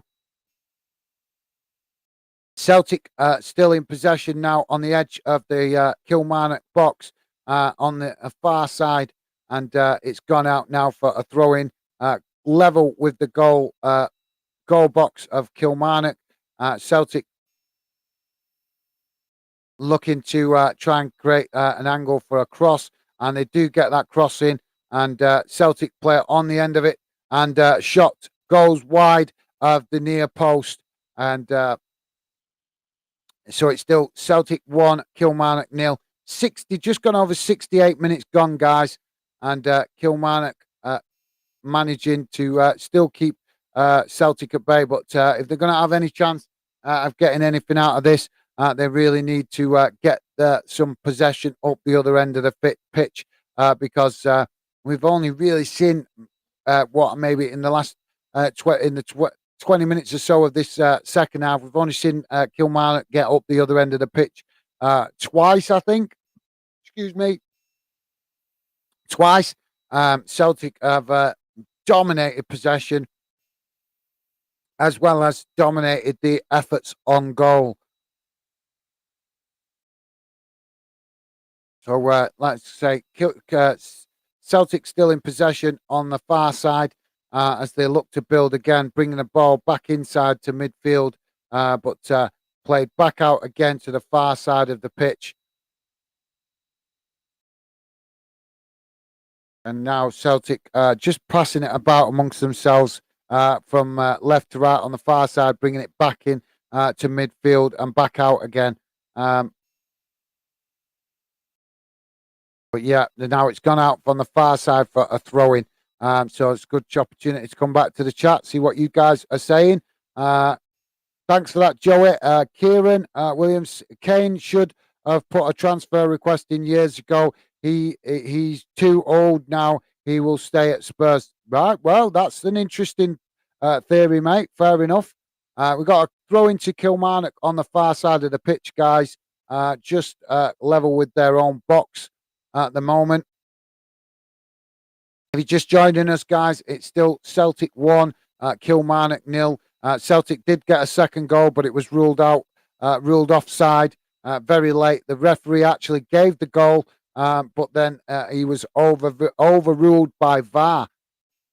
So, like I say, Celtic still fight. And now we've got an opportunity here for Kilmarnock. Finally, an opportunity getting forward. Shot comes in, and it's gone well wide of the post. But nice idea from the Kilmarnock player there on the far side. And just as it took shot there, it looked like it was going to trouble the goalkeeper. But as the ball came towards the goal, it went well wide. But yep, good to see at least Kilmarnock getting up the field for once because they've not had too many opportunities up the other end of the field. Celtic now back in possession on the far side. They're definitely probing down that far side. Do you reckon that this maybe is the reason why Celtic struggle in Europe? Because they're very, very one-dimensional. They're coming all the time down that far side. So maybe that is why they struggle in Europe, because that's better opposition in Europe is going to figure that out really quickly. So maybe that's something. I don't know. Maybe if there's any Celtic fans watching, you could let me know. Is that one of Celtic's strengths to play down that left-hand side regularly? Because I haven't seen him come down this right-hand side too often. And now Kilmarnock with another shot from a long distance, but it's gone nowhere near the goal and goes out behind for a goal kick to Celtic. But yeah, that's an interesting theory, that, Kieran. Thanks for that, mate. Can't actually. I'm not sure if he is actually too old, but I get where you're coming from, mate. His best days are behind him. Celtic now in possession on this near side, that's ironic. I was just saying that they haven't used this near side too much, but now they are, and they're crossing to the box, but it's managed to be cleared by Kilmarnock, and now the referee. I thought, I wasn't sure then if the referee was awarding a penalty, but he's not. He's awarded a goal kick, a free kick to Kilmarnock, I think.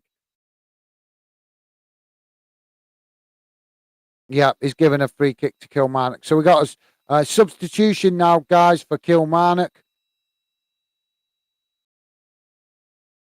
Scott Robinson coming on.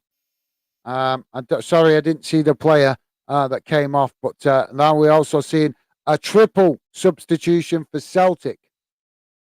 So Jota coming off, Leo Abada, I'm not sure if I'm pronouncing that correctly, coming on.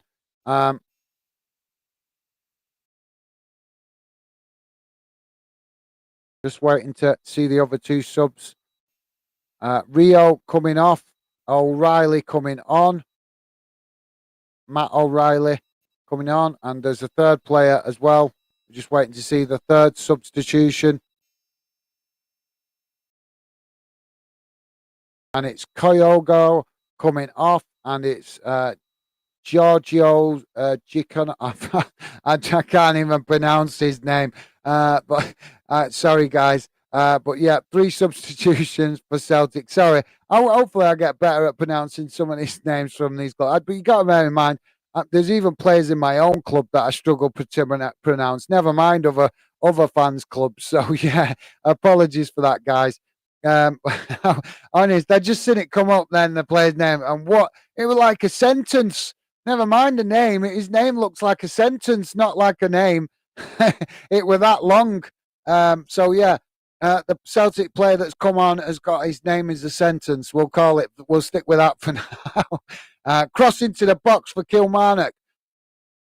But it's cleared out, and now Celtic looking to break on Kilmarnock. But nice bit of defending there from Kilmarnock, and they switch the ball out to that far side as they look to probe again. But a Celtic challenge comes in, and it's gone out for a throw-in on the far side. But yeah, that was a really nice bit of defending there for Kilmarnock.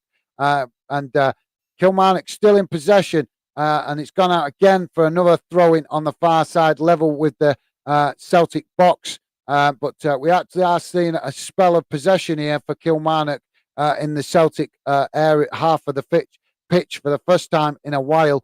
But yeah, like I say, can't argue what you guys saying about Harry Kane. Joey's saying, yeah, I can't see him winning anything with Spurs. Yeah, Kilmarnock with a shot coming in there, and the goalkeeper, Joe Hart, managing to get to his near post and keep it out. But that was a really good opportunity there for Kilmarnock, and they're still managing to keep possession here, even though Celtic have had it. That's a rash challenge now with Celtic. Kilmarnock with a free kick on the far side, midway inside the Celtic half of the pitch. But a bit of a rum challenge there from a Celtic player, and it's resulted in a free kick for Kilmarnock, taken quickly. And crossed into box, deflected out, but another cross comes in, and Kilmarnock still managing to keep possession here. And now another foul on the edge of the box, and it looks like the referee's waving that one away. I'm not sure why.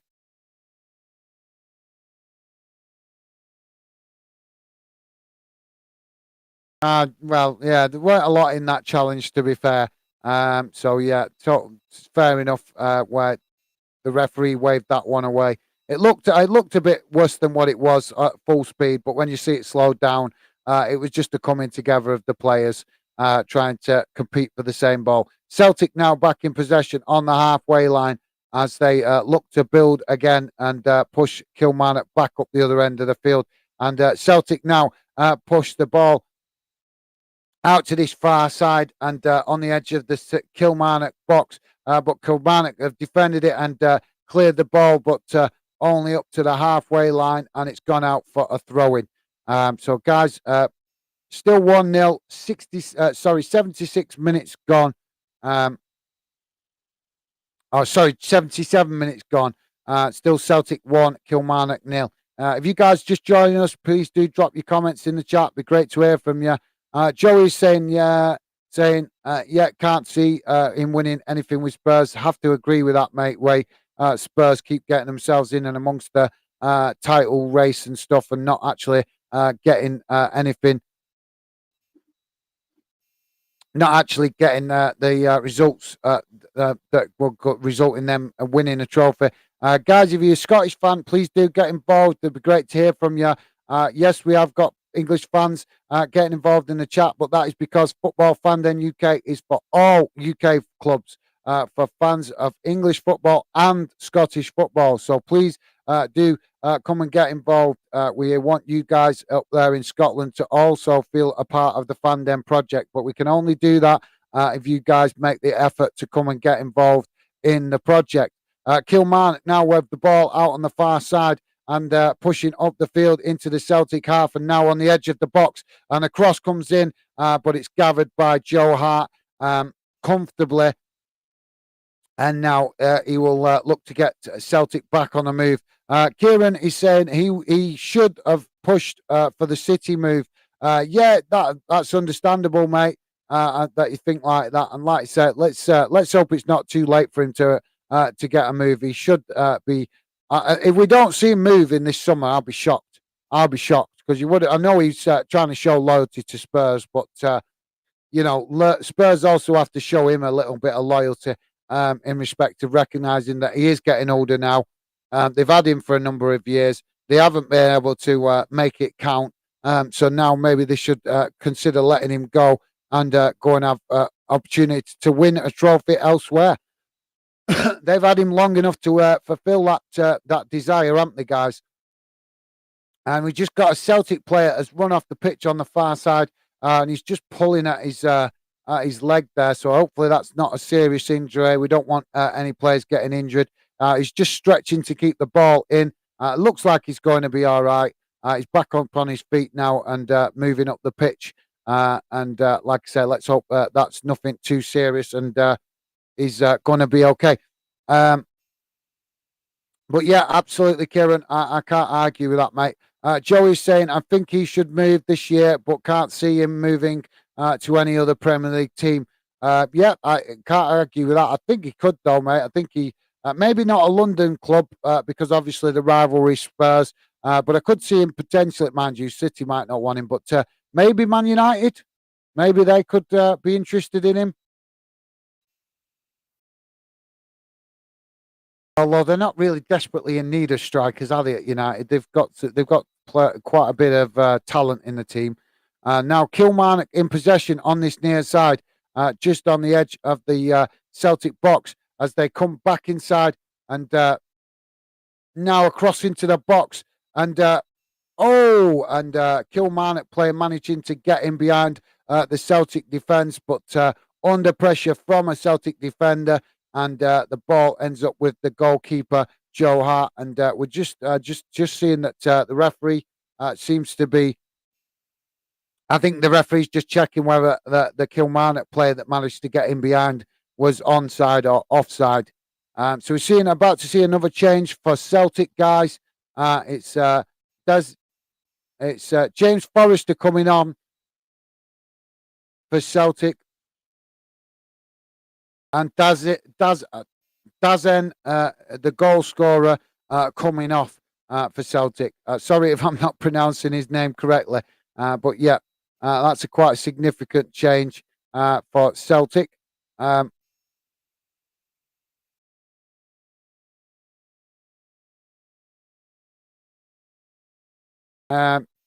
Kieran is also saying, yeah, no one's paying what Levy will ask for that. That's for sure. Yeah, but like I say, from my point of view, anyway, I think Daniel Levy should accept losing Harry Kane in in the summer, even if it's less than the money he wants to get for him. Oh, I'm going to get, guys, just bear me a second.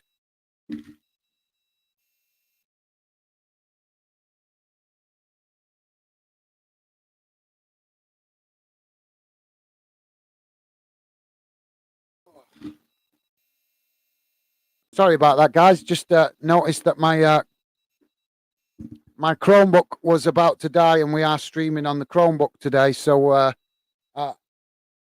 I hadn't remembered to plug it in to make sure the battery was charged. So I just had to jump off then and plug it in so it didn't die because it was, excuse me, it was flashing. It was flashing that the battery was going to die. So sorry about that, guys. Just didn't want to suddenly lose the stream because of a flat battery. But yeah, thanks for that, Kieran. And yeah, no one's. I think you're right. Daniel Levy is crazy with the money he's been asking for him, money.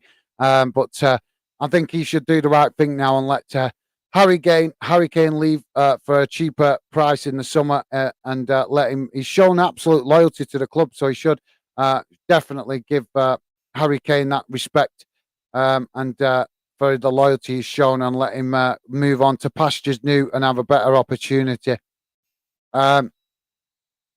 Brendan Crossland, how's it going, mate? Welcome to Football Fan Den. I'm presuming you are a Celtic fan with the Celtic symbols there that I can recognise. 83 minutes gone, guys. Still Celtic 1, Kilmarnock 0. But Brendan, thank you very much for coming, getting involved. Always great to see new fans coming, getting involved on the show. And thank you very much for dropping it in the chat section.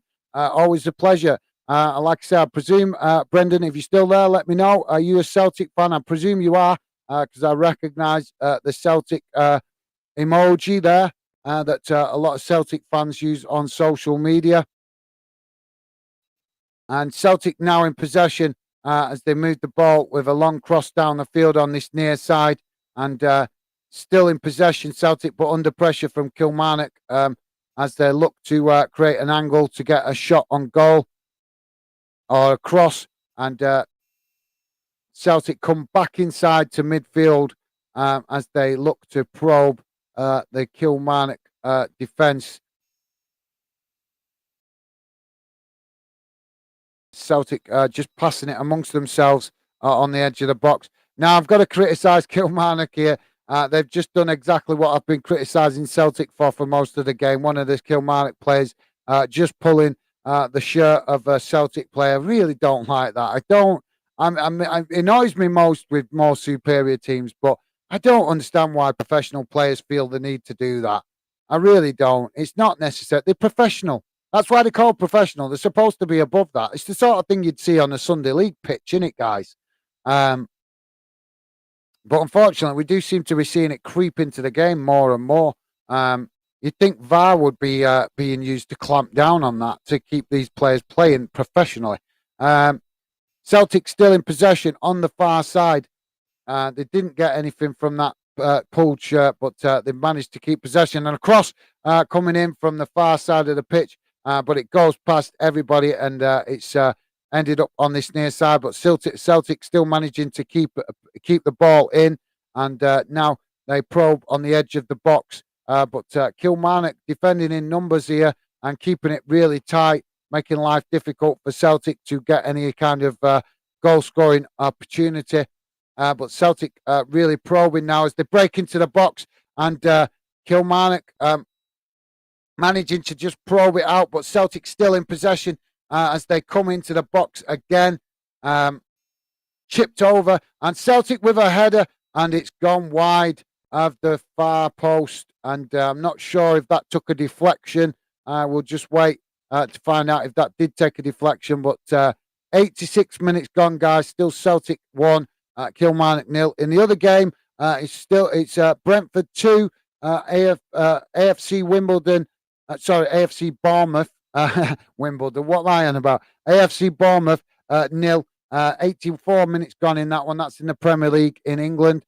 So Brentford 2-0 up in that one. And that's quite a significant result considering Bournemouth are very close, 1 point above the relegation zone in the Premier League. Kilmarnock now with another substitution.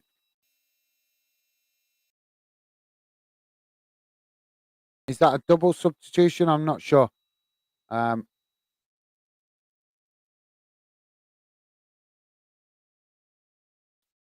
So yeah, Louis Ryan Albarus coming on for Kilmarnock. Roy McKenzie coming off. Jordan Jones coming on. So Kilmarnock there with a double substitution with 87 minutes gone. So only 3 minutes plus added time. But if Kilmarnock could, by some miracle, grab an equaliser, we could be seeing extra time. But it's a bit of a long shot in it. But you never know. When it's always 1-0, it's never a comfortable result, and we know that 1-0s can be result in smash and grabs for the opposition. And so maybe Kilmarnock will try to do that in this last couple of minutes. But they are in possession at the minute, midway inside their own half, but coming under intense pressure from Celtic, looking to close the spaces. And a cross down the field for Kilmarnock on this near side, but the player is unable to keep it in, and it's gone out for a throw into Celtic. But yeah, Brendan, thank you very much for dropping in, mate. Appreciate that. Like I say, if you're still there, please do let us know if you are a Celtic fan, but I am presuming that with your emojis. Anthony Manzano, welcome to the show, mate. Welcome to Fanden. I'd heard you guys talking about the crash at the Carabao Cup last stream. Can you explain that, Gaz? I certainly can. In what way do you want me to explain it, mate? If you could just clarify. Anthony Monzimi.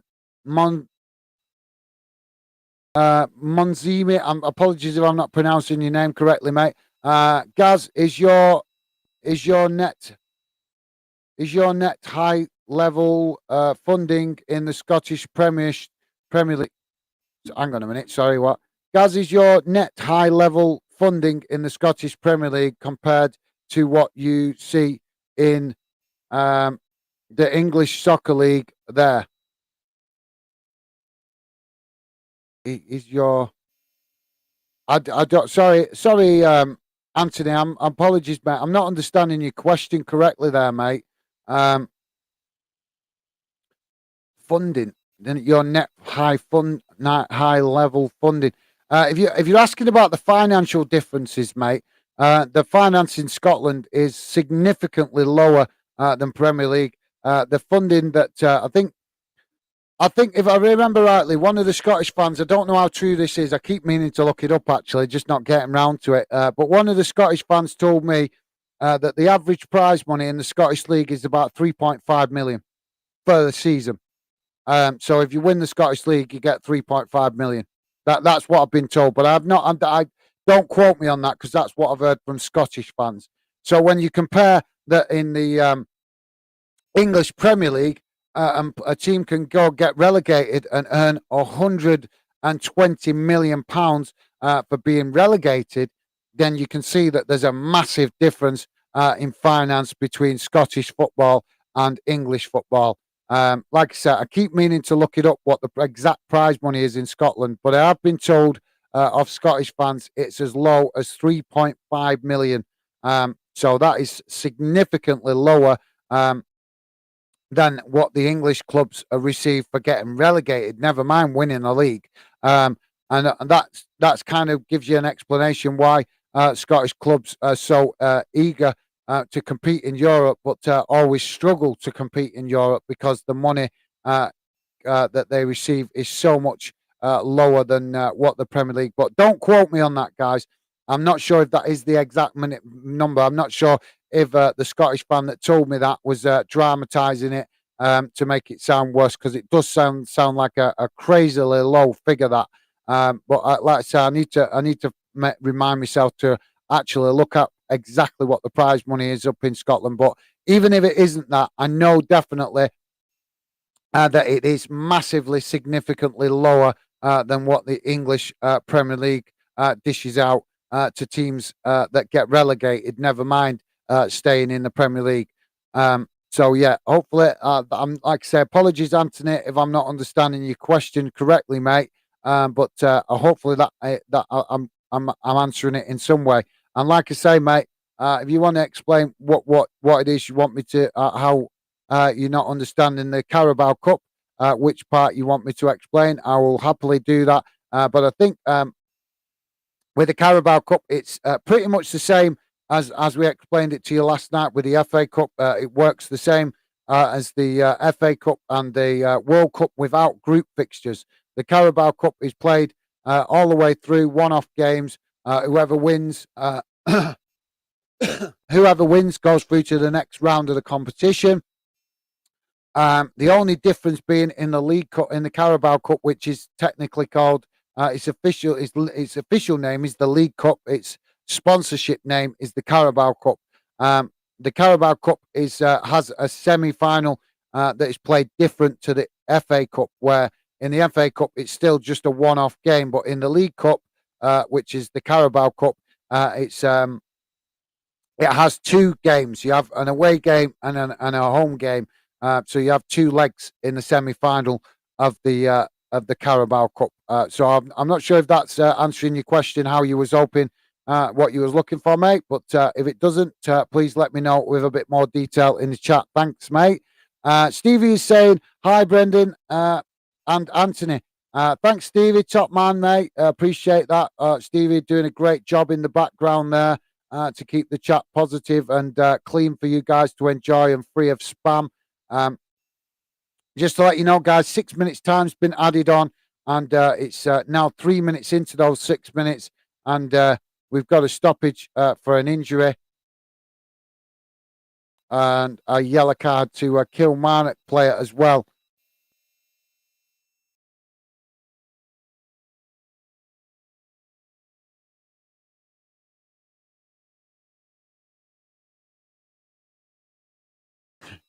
The referee's a joke, really, isn't it? He's giving a yellow card out for a challenge like that, but I've seen him not give them for challenges like that in this game as well. Really don't like referees that are inconsistent.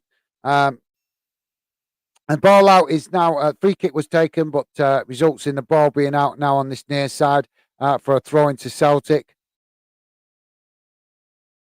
Thanks for that, Stevie. Now Celtic in possession, under pressure from Kilmarnock, and they managed to keep possession, but now lose it in midfield and then pick it up again. And Celtic with another opportunity on goal, but and they put the ball in the back of the net, but the goalkeeper is claiming offside, so I'm not sure if it's going to count. We'll have to wait and see. But Celtic have got the ball in the back of the net for the second goal. We'll have to wait and see if VAR is going to overrule it, because the initial shot was saved by the keeper, ricocheted off the keeper, saving it, and fell straight into the path of a Celtic player. And it was that Celtic player that then slotted it into the back of the net. So we'll have to wait and see if that goal is going to count.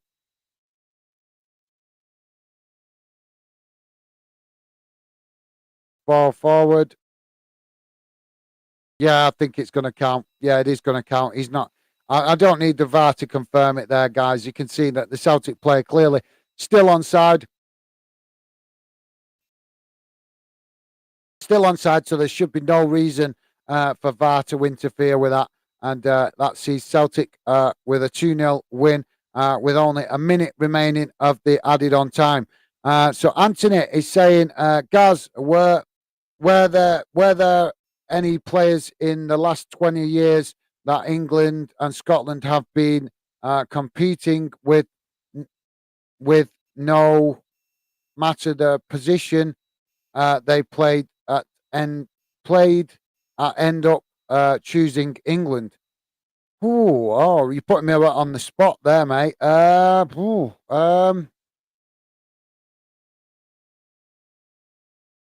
There's no Scottish players that I can think of off the top of my head that England and that potentially qualified to play for both England and Scotland that I'm aware of. Maybe some of the guys in the chat maybe might remember a player or two that might be in that position. I'm not sure, but no, for me, I don't remember. But I do know that England have had a number of players that have had dual nationality with other countries that they competed for. And I'm trying to think. I know there's a couple of Jamaican lads that have held off playing for Jamaica. They qualified to play for Jamaica, but also qualified to play for England because they was born in England, although their parents are Jamaican, so they qualified to play for both. So that technically gives them dual nationality. And I know there has been a pattern of some players holding off playing for the other national team in the hope that they'll get a call up for England. Because obviously England's team is very strong, very competitive, and potentially got more chance of winning an international trophy than some other international teams, such as Jamaica. So, like I say, there's no player that comes to mind off the top of my head that's got dual nationality for both England and Scotland. That has been an issue in recent years. But I know there has been players with dual nationality with regards to England and other national teams. And like I say, Jamaica comes to mind. And I think if I remember rightly, I think there was also an Irish player that had dual nationality with England and Ireland as well. So I'd have to look that one up. But it's a great question, Anthony. Thanks for that, mate. But you're putting me on the spot a little bit there. I'd have to think on that one and maybe do a bit of research, to be honest. But it's a fantastic question, Anthony. Thanks for that, mate. And like I say, off the top of my head, I can't think of a recent player that's qualified for with dual nationality for England and Scotland. But I'm sure there is one or two. Maybe they've just gone under the radar and I haven't heard of them. But yeah, thanks for that, Anthony. Absolutely cracking question. That Anthony also saying because of the higher chances of England making the World Cup, Scotland has really made the World Cup. Has really made the World Cup the past 20 years. Yes, Scotland been struggling in international football for a few years, but they are improving, mate. They are actually improving. I think the reason that the Scottish national team is been struggling a little bit is because maybe they're just going for a bit of a dry patch, producing talent. Plus the fact that there used to be a high percentage of Scottish players playing in the English Premier League that about 20 years ago, and in recent years there's so many players coming from abroad, from other nationalities into the Premier League. It's kind of squeezed out the Scottish talent, and like I say, a combination of the Scottish talent, not Scottish young players not coming through as talented as previous generations, as well as more competition in the Premier League for with a lot more players coming from other countries. I think it's resulted in a bit of a dry spell for Scottish players, top talented Scottish players. But to be fair to Scotland, they are improving. They qualified for the last Euros, for the last European competition, which was their first competition for about 20 years that they'd been involved in. So that was a sign of improvement, and they came very close to qualifying for the Qatar World Cup as well. They was knocked out. They qualified for the qualifiers, if you get what I mean. So they qualified through their group to play in the knockout in the playoff positions. And they managed to get through the playoff positions as far as playing Ukraine, and then Ukraine. I think it was Ukraine, if I remember rightly, that got the better of them in the playoffs, if I'm remembering correctly. But don't quote me on that. But yeah, there is signs of Scottish football, the Scottish national team improving in the last couple of seasons. So hopefully that continues, and we might start to see more talented players coming from Scotland, because that would be good. But yeah, thanks for that, mate. And like I say, hopefully that answers some of your questions as best possible. Anthony's also saying, Gaz, does Harry Kane have 2 or 3 more years of high-level play in Europe in general, or do you think it would be best for him to think of moving to the MLS? No, I think Harry Kane. Yeah, I think he's got another 2-3 seasons in him yet playing at least. He will start to slow up soon because obviously he's a striker. So strikers do lose that yard of place, yard of pace. But sometimes managers can reinvent a striker by playing them as like an assisting striker in a little bit more of a assisting role, or they play him, or they move him out into the midfield as like what's the position called? I'm trying to think of it now. As a centre forward, but not actually a striker. So he could adjust his game as he loses that extra yard of pace that he has. But yeah, I would say he's probably got at least another 2 seasons playing at the top level, mate. So yeah, but it's going to come soon because he's a striker, and as we say, normally as strikers hit the age of 30, that's when they usually lose that extra yard of pace. With defenders and midfielders, they can normally keep going till they maybe start slowing up at about 35, at that sort of age. But with strikers, like I say, strikers can start to lose that significant yard of pace when they hit 30. So they hopefully that answers your question, guys. The game has finished. It's finished. Celtic 2, St. Kilmarnock 0. I'm going to say St Johnstone for some reason then. So Celtic through to the Scottish League Cup final. The other semi-final is played tomorrow, which is Rangers v Aberdeen. So Celtic will find out whether they're going to play their bitter rivals in the final. We'll only find that out tomorrow with the result of the other semi-final. So if you're just joining us, just to let you know, Celtic have won 2-0. But Kilmarnock, I think Kilmarnock fans can be proud of their team. They tried to compete against, a tough team in Celtic. And I think Kilmarnock fans can be proud of the effort that their players put in to try and get a result in this one. So, yeah. Joey is saying, yeah, Defo got more years playing in Europe, Anthony. Yeah, nice one, Joey. I had a feeling you guys might answer that one. But thanks for that, Joey. Yep, you're right, mate. Definitely, he's got at least another 2 years in him, money before he should. Well, you'd think so before he slows up. Anthony is saying, hi, Joey and Stevie. Nice one, Anthony. Thanks for that, mate. Always great to see you guys making the effort to get to know each other in the chat and welcome each other as you come and get involved. Joey's saying, hi, top man, Joey. Thanks for that, mate. Joey is saying, go on, Killy, grab a goal. Yeah, unfortunately, it didn't work out like that, mate. But I think the Killy fans can be proud of their players. They gave a good account. It's always going to be a tough ask to get a win, get a victory against Celtic. But I thought the Kilmarnock players gave a decent account of themselves. They tried. They huffed and puffed a bit. They put up a good fight. They tried to get forward and create some trouble for Celtic when they got the opportunity. But actually, looking back, watching the game, there was a massive difference between the two teams. And you could see that with the amount of possession that Celtic had during that game. But yeah, nice one, Joe. It would have been nice to see Kelly at least get a consolation goal, but it wasn't to be. Anthony is saying, Gaz, you watch both the Scottish Premier League and the English Premier League with referees are more consistent in terms of the calls. Hang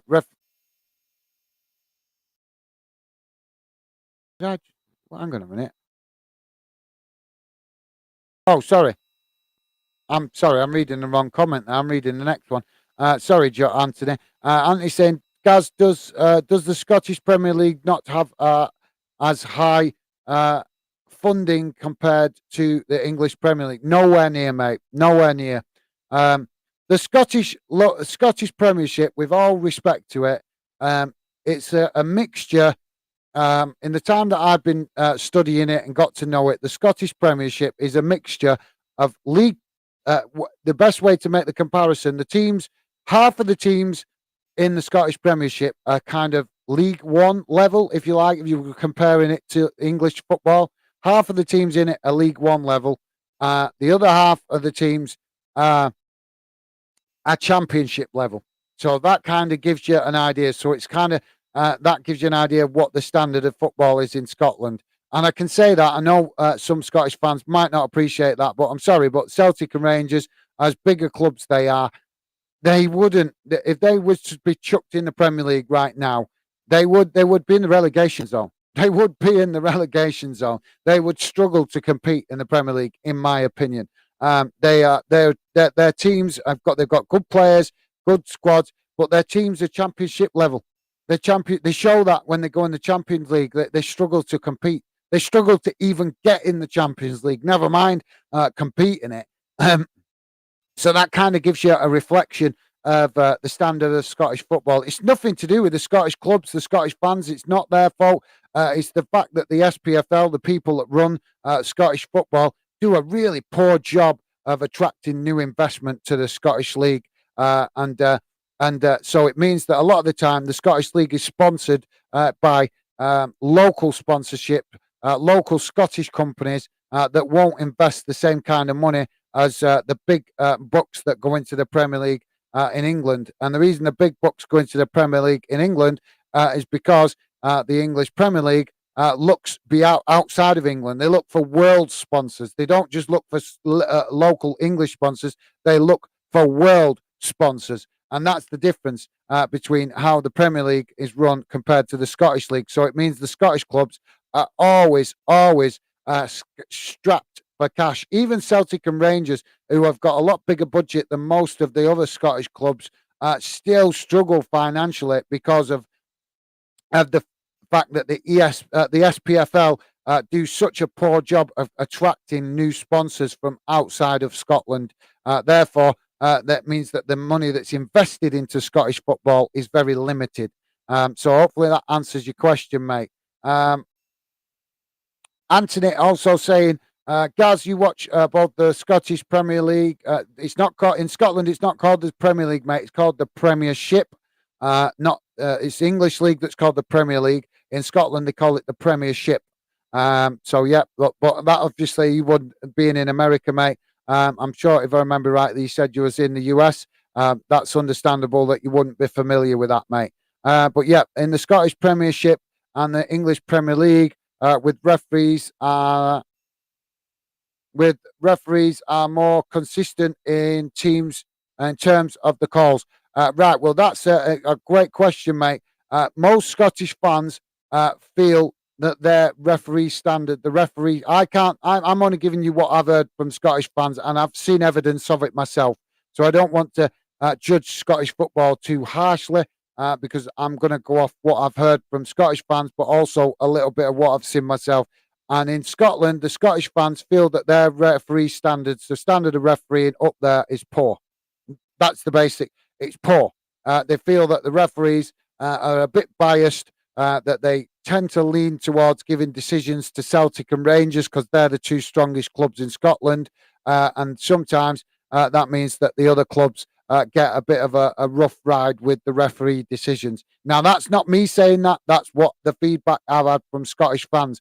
But when I've been studying Scottish football, I have to agree with Scottish fans that I've seen evidence of it, mate. I've seen evidence of that happening, where the referees are a bit biased and not maybe to the same standard. So I would say the standard of refereeing in England, or at least in the Premier League in England, is better than the standard of refereeing in Scotland.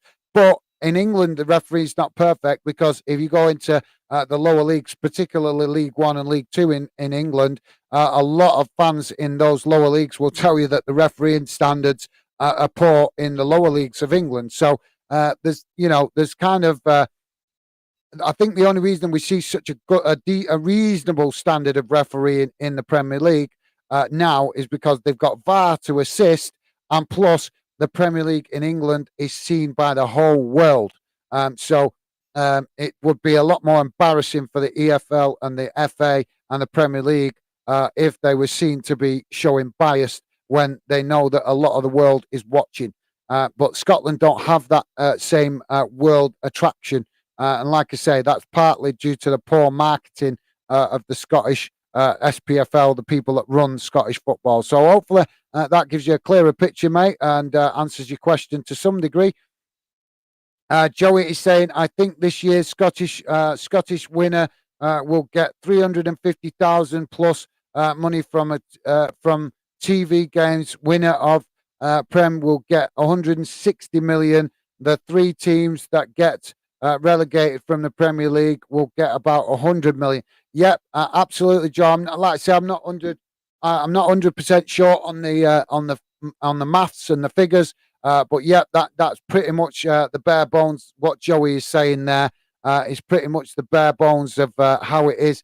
That the big money is in the Premier League, and the money that is in Scotland is really, really poor compared to. I mean, come on! I think even the Championship clubs in England are earning better money than the Scottish clubs in the Scottish Premiership. So that kind of gives you an idea. But yeah, Joey is obviously. I'm not sure if them numbers are exactly spot on, because I was under the impression that the clubs that go down in the Premier League get about 120 million. But I'd have to look it up. But yeah, Joey is spot on. It's the big money is in the English Premier League, and the money is in Scotland is really poor. But like I say, we're covering Scottish football because Scotland is part of the UK, and Football Fandom is about all UK clubs, all UK fans. So we want to try and give Scottish football some coverage when we get the opportunity, so that the Scottish football community also feel welcome to come and get involved in the Fandom project. But thank you very much for that, Joey. That's a great response, and I think you've got the bare bones of it there, mate. I think maybe just maybe the figures could be debated, but that's pretty much it. Anthony is saying, I remember you guys had a couple of Northern Irish guys on the team. Which team? All right, you're talking about England, maybe. I'm trying to think. Sorry, mate. I'm trying to think. I'd have to think about that. I'm not. The only, to be honest, mate, over the years I've lost interest in international football. The only time I really get interested in international football is when an actual tournament comes round. I think international football, as you get older, when you're younger, it's a bit more interesting because you're patriotic and stuff like that. But I think as you get older, you start to realise that international football isn't as it doesn't come with the same intensity as what club football comes. So, like I said, obviously, I'll always support my country when they come to play. I would always do that. But for me, club football is just so much more enjoyable than international football, and I think you'll find that with a lot of fans in the UK that when the club season's going on, they're not too interested in international football. They're more interested in international football when a summer tournament comes round, a World Cup or whatever. But yeah, some great questions there though from Anthony. And like I say, mate, with regards to the Northern Irish guys, I'd have to look through the team because I don't know. There's not a particular player in my mind that's playing for England that I think of as part Irish that I can think of. But maybe that's because the England team is not fresh in my mind, so I'd have to have a quick scout over the team and figure that one out. But yeah, you may be right, Anthony. Thanks for that, mate. Anthony also saying the golden age of Scottish soccer recently retired. I believe. I correct, Gaz? The golden age I would have said the golden age of Scottish football was probably maybe more in the 80s and 90s. That's when they was producing some of their best players. I think just like I say, I think they've just struggled to produce that same quality in recent years. But there's still talented players coming through. It's just not as many. Just not as many because obviously Kieran Tierney has gone down to moved down to Arsenal, but unfortunately he's not. He's going a bit under the radar down there at the minute, and obviously Andy Robertson comes to mind as well at Liverpool, and I'm sure there's some other Scottish players scattered about between scattered about between the Premier League and the Championship. But off the top of my head, mate, like I said, I can't remember exactly, but I would say the golden age for Scottish football was probably more the 80s, 90s period. So yeah, thanks for that, mate. Anthony also saying, yeah, her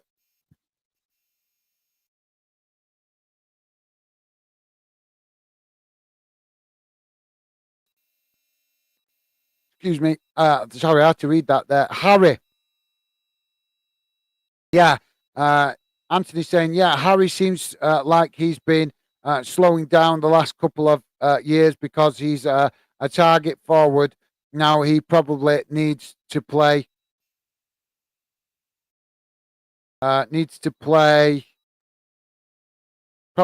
play in the 44 to the rest of his career.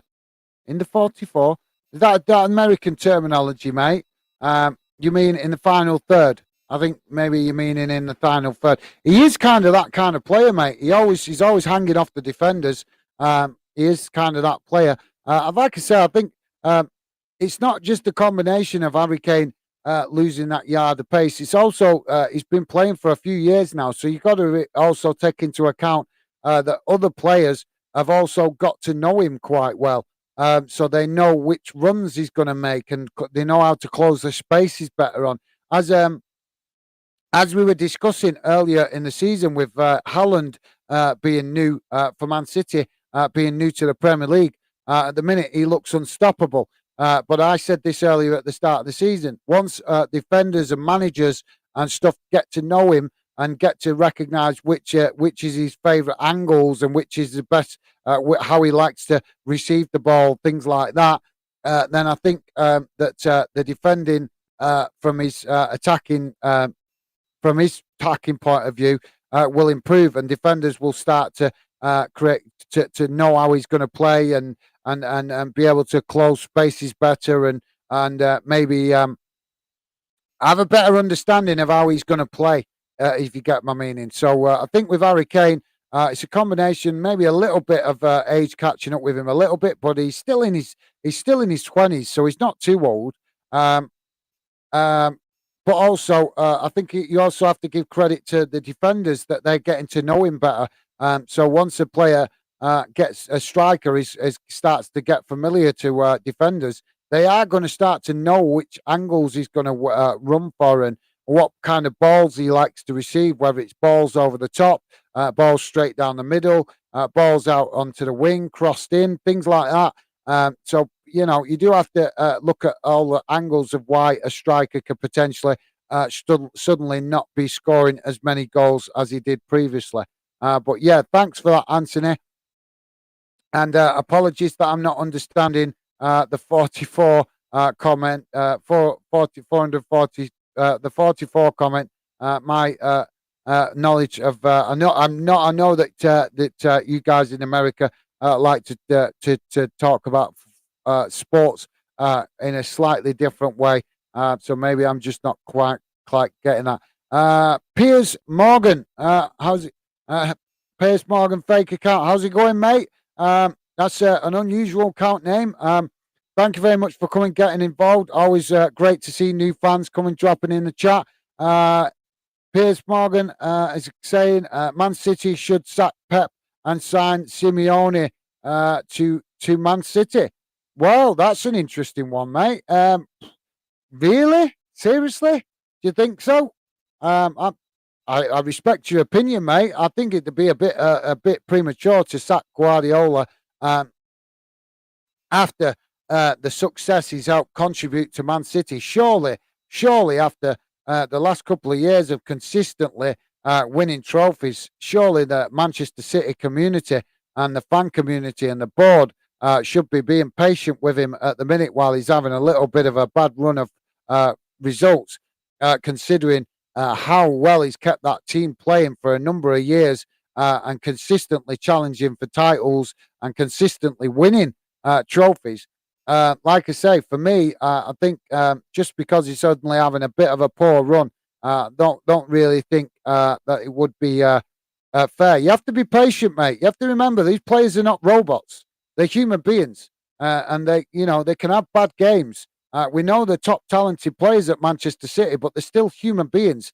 They can still have a bad game, or maybe things, just tired through the amount of games. You have to also take into account we've had a Winter World Cup that's also that might have affected players mentally and physically, as well as the fact that Man City's players have been competing for so many trophies for the last um, however many years, that eventually that takes a mental toll, and that mental toll, it's not easy to overcome. So I respect your opinion, mate. I don't agree with it. I don't agree with it at all. But I will respect that that is your opinion. But no, I'm sorry for me, mate. Simeone, I think, will end up in the Premier League at some point, managing a club within the Premier League. But no, I'm sorry, mate. I think Man City fans should be being showing a lot more respect to Pep Guardiola and patience, considering the titles and the success that he has brought to that club in the time that he's been there.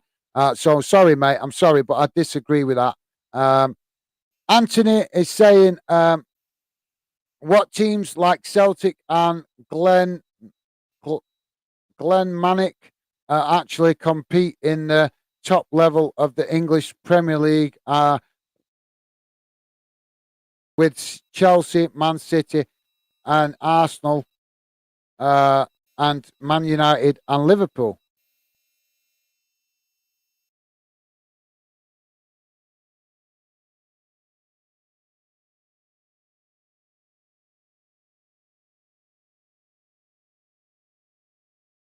Um, sorry, Anthony. I'm just reading over your comment. I don't get your question, mate. What teams like Celtic and Glenmannick? The Scottish clubs don't play in the English Premier League, mate. They just don't. They don't play. Ah, right. I see you correcting you. Ah, right. I see what you mean now, mate. Would Celtic, in my opinion, Celtic and Rangers would be able to compete in the in the Premier League, if they had the same budget as the Premier League club. So if they had the same money to chuck at their team and invest in their team, then yes, I think they would be able to compete. But as it stands right now, with the teams that they've got, I think they'd really struggle. I think they'd really struggle. They would probably be in a relegation fight in the Premier League if they was in it now with the teams that they've got now. But like I say, if they had the same financial support that the other Premier League clubs have, then I think Celtic and Rangers could be really strong contenders and potentially could potentially chuck the cat among the pigeons if they was introduced into the Premier League. So yeah, for me, like I say, as Celtic and Rangers are right now, I would say no, they would struggle. But if they was given the same kind of finances as the English Premier League clubs, then yes, I think they could compete, mate. Um, Anthony is saying your national team. My national team. I'm English, mate. I'm English. So my football team, national team, would be England. But to be fair, um, whenever the international football comes round, I always look to support all the UK nations: England, Scotland, Wales, Northern Ireland. I always want them all to do well. Um, the only time for me that I would like anything is when they play each other. That's the only time. But the rest of the time, I look for all the UK nations, national teams to do well. Yeah, I am English. That's my nationality. But like I say, for me, when Scotland, England, Wales play in international competitions, I support them all. The only time I will have a preference is when they actually play each other. But the rest of the time, they all have my support, mate. So hopefully that answers your question. Anthony saying 4-4-2. I'm not sure what you're meaning by that, mate. Apologies. Anthony also saying, Gaz, have you ever thought of doing Kane, Kane's Canes for La Liga and Italian league. Canes? What do you mean by canes? What I don't understand what you mean by canes. I'm presuming you made a typo there, mate. Um, But yeah, we will be covering. There's more to come from Fandom, mate. We're just getting the project up and running at the minute. But yeah, I have ideas to cover stuff like that. But if that comes, that'll be on the sister channel. I'll probably plan to build a sister channel to Fandom in the future. But there's no point building the sister channel just yet until we get the main channel, which is this channel, up and running and heading in the right direction. At the minute, mate, there's a lot of work to be done on Fanden. It's a very ambitious project, and there's more to it than just doing. I've got bigger plans to improve the project in the future, more than just doing match watch-alongs and live streams. This is just at the minute, just to get things going, so fans can find out about the project, find out about what we're doing. But in the future, I've got some fantastic ideas for the future of Fanden. But like I say, at the minute, I'm quite heavily restricted because I don't make any money from this yet or anything like that. So it's at the minute, it's very much a hobby project, and I'm having to try and put the work in, which is a lot of hours that you don't see. Obviously, you guys see the hours I put in on the channel, but it's like tonight when I come off, there'll be all the preparation work that I have to do for tomorrow. For streaming tomorrow, and plus replying to messages on social media and stuff like that. So there's a lot of work involved in the background that you guys don't see. And like I say, I'm working on the project on my own at the minute. In the future, I hope to build a team to help me, where we build the project bigger and it starts to grow and improve. And like I say, I'll have a team what works on the Fanden project. So we've got a lot more bigger ambitions for the future of the Fanden project. And yes, in answer to your question, will we be covering other football around the world? Definitely. In the future, I have plans for that. But like I say, one step at a time, mate. One step at a time. We have to. Can't. It's as the saying goes. What the saying for it. You have to learn to walk before you can run. And as far as YouTube concerned, we are quite a new channel. So I've got to, I've got to kind of learn and feel my way into it. Before we can get more ambitious. But believe me, mate, I've got a lot more bigger ambitions for Fanden in the future. It's just a case of taking steps towards each goal, setting targets, reach that target, and then set the next target. And we keep building like that. And so, yeah, in answer to your question, mate, in the future, absolutely, we will be covering other football around the world. But at the minute, we've got to just take it one step at a time. Anthony also saying, would Celtic and Rangers be able to compete at the top level of English Premier League with the league teams? Like I just said, mate. Right now at this moment, if you put them teams right in the Premier League right now, no, because their teams are not strong enough. They would probably end up in the relegation battle. But if you gave them the same kind of money that the Premier League teams have been given, then they would be able to improve their squads, bring in better quality players, and then, yes, they would be able to compete in the Premier League, mate. So hopefully that answers your question there. Joey's saying, thanks for the stream, mate. Go and grab your tea. You have done a long day today. I'm off to pub now. See you next time. Probs to Moz if you're on. Absolutely nice one, Joey. Thank you very much. Hopefully you have a nice evening, and yeah, absolutely enjoy the pint. I might have a beer later myself, actually, once I've done all the preparation for tomorrow. But yeah, thank you very much for that, Joey, and really, really do appreciate your support, mate. Today, massive shout out to Joey today, been active on both streams today that I've done. So thanks for that, Joey. Really, really do appreciate your fantastic support, mate. And enjoy your evening and your pint. And yeah, I'll hopefully see you tomorrow, mate. And yeah, I should be streaming tomorrow. So thanks for that, mate. Anthony's saying, have you ever thought of doing live play by play for La Liga and Italian League? No, because like I've just said, mate, plan is to build the project that I'm doing on now. There's a plan. I'll just keep it as simple as this, mate. There is a plan. for Fanden, and I'm taking steps towards that plan. It's a long-term plan. Fanden is not a small project. It's not a short-term project. It's not a sprint. It's a marathon. So I've got more ambitious ideas in the future. But like I say, mate, it's going to take time to reach each target and then move on to the next target. And as I keep building the project, I hope to keep improving, and hopefully we will be adding more aspects to the project as well. With regards to your question about play by play, I don't understand what you mean by that. If I do league, La Liga and Italian football in the future, I will be doing stuff to do with that in the future. Um, but for now, I stick with what I know, and what I know is English football and Scottish football. That's what I need. I know the best, so I'm sticking with that for the moment. But yeah, mate, like I say, we've got a lot more ambitious ideas for Fanden in the future.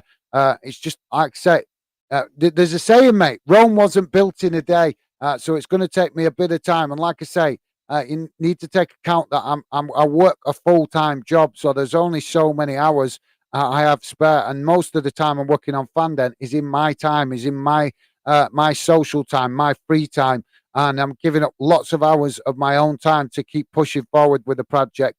And when I'm working on it alone, like I am, there's just only so much I can do, mate. So I appreciate that you're enthusiastic for me to expand the project, and I will be doing a lot more stuff and expanding on it in the future. So like I say, mate, appreciate your enthusiasm, but it's going to take time. Um, it won't be. It can't be just chucked together in 5 minutes. It's about learning as I go, because you got to think I am a new YouTuber. There's a lot more experienced YouTubers out there, and I've got to learn and improve as I keep building the Fandom project. Anthony's also saying, I think the English national team, not this recent cycle for the World Cup, but the cycle before, you guys had a couple of Northern Irish players playing during the friendlies for England. Like I say, mate, I can't. I'd have to look up the teams. As I say, mate, I'd have to look up the teams. To be sure of that. I can't. I don't follow, like I just said to you, I don't follow international football intently like that. It doesn't. I used to when I was younger, but now I'm older. It doesn't. It's not as interesting to me as it used to be when I was younger. I like international football when the tournaments come round, like the World Cup and the actual Euros. But the rest of the time, it's a bit boring, to be honest. It's a bit predictable. When they play the qualifiers during the middle of the football season, when the clubs are still playing, most of the teams that England play, you know they're going to win. So it's boring. When they're playing the games like Lithuania and Estonia and Cyprus, these are little tiny countries and little tiny islands and stuff. And them games are so boring. You ask any England fan, they will tell you the same. The qualifiers for English football, for the English national team to qualify for the World Cup and the Euros, are always very, very boring, because you're playing teams that that are not even as good as the English League One teams. So yeah, but thanks for all the great questions and uh, all the great questions and input, Anthony. Anthony's saying, I'm a Chelsea and Atletico Madrid fan. Ah, right. So that would explain your curiosity to know if we're going to be doing La Liga in the future. But yeah, Chelsea's a great club, mate. Difficult, obviously having a difficult season at the moment. Atletico Madrid, very good club as well. And like I say, mate, we will absolutely got some great ideas to expand on Fanden in the future, and the project's going to grow and expand, and But like I say, at the minute, it's about taking it one step at a time and doing as much as I can when I can, and not overwhelming myself to the point where it becomes like I don't know where I'm at. And like I say, but thank you very much for that, Anthony. I appreciate you letting me know which clubs you could support. Anthony also saying, sorry, I apologize. I was just asking a question. No need to apologize, mate. I totally understand you're curious and asking questions. That's perfectly fine. I was just meaning that sometimes to switch to think when you're in the middle of the club season and start switching to think to international football when there's not actually any international football, it can be a little bit difficult to remember all the details. And like I say, as you get older, like me, international football is a little bit boring until it comes to when it comes to the tournaments. It's very enjoyable because then England play better opposition. But when it's the qualifiers, a lot of the time in the qualifiers, they'll be in a group of like 8 teams, and there's only one other decent team in that group. The rest of them are literally just teams that you would expect England to win easily against. So absolutely no need to apologise, Anthony. Totally understand that you are asking questions to get to know me better. That's not a problem, mate.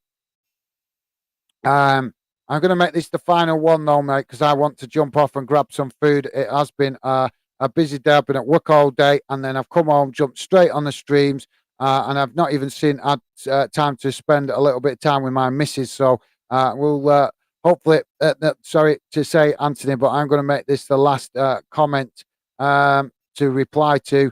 Anthony saying, Gaz, off topic, but are you a big rock music fan?